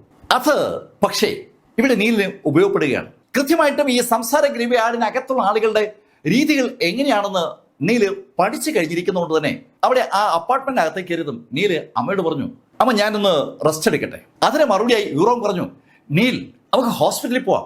അമ്മ ഹോസ്പിറ്റലിൽ നിന്ന് പോകേണ്ട കാര്യമില്ല, എനിക്ക് തുല്യരായിട്ട് മെഡിസിൻ പരിപാടികൾ അറിയാവുന്ന ആളുകൾ കുറവാണ്. ഹേയ് നീൽ, നീ എന്തൊക്കെയായി വിളിച്ചു പറയുന്നത്? എന്തായാലും നീ ഇന്ന് റെസ്റ്റ് എടുക്ക്, നാളെ ഉറപ്പായും ഞാൻ നിന്നെ ഹോസ്പിറ്റലിൽ കൊണ്ടുപോകും. 8 കൊല്ലങ്ങൾക്ക് മുമ്പ് യൂറോങ്ങിന് അറിയാവുന്ന ആളാണല്ലോ ഈ നീല്. അന്ന് നീൽ എന്തറിയാമെന്ന് യൂറോങ്ങിന് നന്നായിട്ട് അറിയാം. അമ്മയോട് തർക്കിച്ചിട്ട് കാര്യമില്ലെന്ന് മനസ്സിലായ നീല് അവന്റെ ബെഡ്റൂമിലേക്ക് കടക്കുമ്പോൾ യൂറോങ് അവിടെ ആ ഹാളിൽ തന്നെ അങ്ങനെ നിൽക്കുകയാണ്. അപ്പോഴാണ് പുറത്ത് വാതിൽ മുട്ടുകേട്ടത്. യൂറോങ് ചെന്ന് വാതിൽ തുറന്നു. വാതിൽ തുറന്നപ്പോ അതിസുന്ദരിയായ ഒരു യുവതി പുറത്ത് നിൽക്കുകയാണ്. പുറത്ത് നിൽക്കുന്നത് സാക്ഷാൽ വിയങ് ആണ്. വിയങ് പെട്ടെന്ന് അകത്തൊരു സ്ത്രീയെ കണ്ടപ്പോൾ ഞെട്ടിയെന്ന് പറയാം. പക്ഷെ അടുത്ത നിമിഷത്തിൽ അവർക്ക് ഒരു കാര്യം മനസ്സിലായി, ആ സ്ത്രീക്ക് നീലിന്റെ നല്ല കട്ടുണ്ട്. അത് നീലിന്റെ അമ്മയാകാനുള്ള ഒരു സാധ്യതയുണ്ട്. അങ്ങനെ തോന്നിയതും വിയങ് യൂറോങ്ങിനെ സംബോധന ചെയ്യുന്നതിനെ ആന്റി എന്ന് പറഞ്ഞിട്ടാണ്. ആന്റി, ഇവിടെ ആരൊക്കെ സംസാരിക്കുന്ന കേട്ടോണ്ടാ ഞാനിങ്ങനെ വന്നത്, അതാണ് എന്റെ മുറി. വിയങ് അത് പറയുമ്പോൾ യൂറോങ് ശരിക്കും വിയങ്ങിനെ തല മുതൽ കാൽപാദം വരെ ഒന്ന് സ്കാൻ ചെയ്യണമെന്ന് പറയാം. നീല് സുന്ദരനാണ്. ഇവിടെ നിൽക്കുന്ന വിയങ് ആണെങ്കിൽ അതിസുന്ദരിയാണ്. തന്റെ മകന് ഇതാ ഒരു പെൺകുട്ടി ജോഡിയായി വന്നിരിക്കുന്നു. സ്വാഭാവികമായിട്ട് യൂറോങ്ങിന് അതൊരു വല്ലാത്ത സന്തോഷം ഉണ്ടാക്കി. യൂറോങ്ങിന്റെ മുഖത്ത് കുസൃതി കലർന്ന ഒരു പുഞ്ചിരി ഉദിച്ചു വരുന്ന കണ്ടതും വിയങ് യൂറോങ്ങിനോട് പറഞ്ഞു, ആന്റി വെറുതെ അതൊന്നും ചിന്തിക്കണ്ട, ഞങ്ങള് കൊളീഗ്സ് ആണ്. ഞാനും നീലും ഈ കോളേജിലെ അധ്യാപകരാണ്. തന്റെ മകൻ ഒരു കോളേജ് അധ്യാപകനാണെന്ന് അപ്പോഴാ യഥാർത്ഥത്തിൽ യൂറോങ്ങിന് മനസ്സിലാകുന്നത്. അതോടെ കേട്ടപ്പോൾ യൂറോങ്ങിന്റെ മുഖത്തെ പുഞ്ചിരി വർദ്ധിക്കുന്ന കണ്ടതും ഇനി അവിടെ നിന്നാ ശരിയാവില്ലെന്ന് തോന്നിയ യങ് യൂറോങ്ങിനോട് പറഞ്ഞു, ആന്റി ഞാൻ അടുത്ത് തന്നെ ഉണ്ട്, അവിടെ ഈ സ്റ്റൗവിന്റെ പുറത്ത് വെള്ളം ഇരിക്കുകയാണ്, ഞാൻ അത് ഓണാക്കി വെച്ചിരിക്കാറുണ്ട്. അങ്ങനെ ഡയലോഗ് പറഞ്ഞിട്ട് അവൾ പെട്ടെന്ന് അവളുടെ മുറിയിലേക്ക് ഒറ്റ ഓട്ടം. അവളെ നാണത്തെ കലർന്ന ആ സംഭാഷണവും ഓട്ടവും ഒക്കെ യൂറോങ്ങിനെ കുറച്ചുകൂടി ഒന്ന് ചിരിപ്പിച്ചു. ഈ സമയത്താണ് അവിടെ ബാത്റൂമിൽ പോയിരുന്ന നീല് പുറത്തേക്ക് ഇറങ്ങി വരുന്നത്. നീലിനെ കണ്ടതും യൂറോങ് നീലോട് ചോദിച്ചു, അല്ല നീൽ, നിന്നെ അന്വേഷിച്ചൊരു പെൺകുട്ടിയോട് വന്നത് വിയങ് ആണെന്ന് കൃത്യമായിട്ടും നീലിന് മനസ്സിലായി. നീല് അകത്തുനിന്ന് സംഭാഷണം കേട്ടിരുന്നു. അമ്മ അവൾ എന്നോടൊപ്പം വർക്ക് ചെയ്യുന്ന എന്റെ കൊളീഗാണ്, തൊട്ടടുത്ത ഫ്ലാറ്റിലാണ് താമസിക്കുന്നത്. അമ്മ റെസ്റ്റ് എടുക്കുന്നില്ലേ? ആ, ഞാൻ റെസ്റ്റ് എടുക്കാം. മോനൊരു കാര്യം ചെയ്യ്, നീ റെസ്റ്റ് എടുക്കുക, ഞാൻ ബെഡ്റൂമിലേക്ക് കയറാം. അങ്ങനെ പറഞ്ഞുകൊണ്ട് യൂറോങ് നീലിനെ ഒന്ന് നോക്കിയിട്ട് അവരുടെ ബെഡ്റൂമിലേക്ക് നടന്നു. ശരിക്കും ഈ സമയത്ത് നീല് ആലോചിക്കുന്നത് അവന്റെ പിതാവിനെ കുറിച്ചാണ്.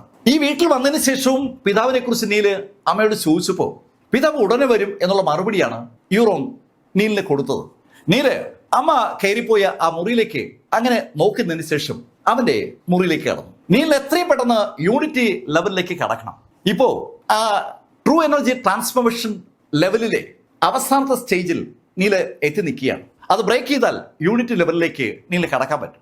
അതിനുവേണ്ടി നീല് അവിടെ ശമ്പളം പടിഞ്ഞിരുന്ന് കൾട്ടിവേഷൻ ആരംഭിക്കാൻ തുടങ്ങുമ്പോൾ ഇവിടെ ബെഡ്റൂമിലേക്ക് കടന്നിരുന്ന യൂറോങ് നേരെ നടന്നെത്തിയത് ജനാലയ്ക്കിലാണ്.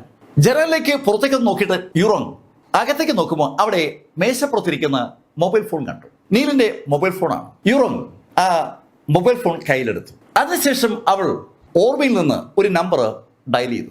മറുഭാഗത്ത് ഫോണ് കണക്ട് ആയതും യൂറോങ് മറുഭാഗത്തുള്ള ആളോട് പറഞ്ഞു, ഞാനേ യൂറോങ് ആണ്. യൂറോങ് ആണെന്ന് യൂറോങ് പറഞ്ഞതും മറുഭാഗത്ത് ആ ഫോൺ എടുത്ത വ്യക്തി ഞെട്ടി എന്ന് വ്യക്തമാണ്.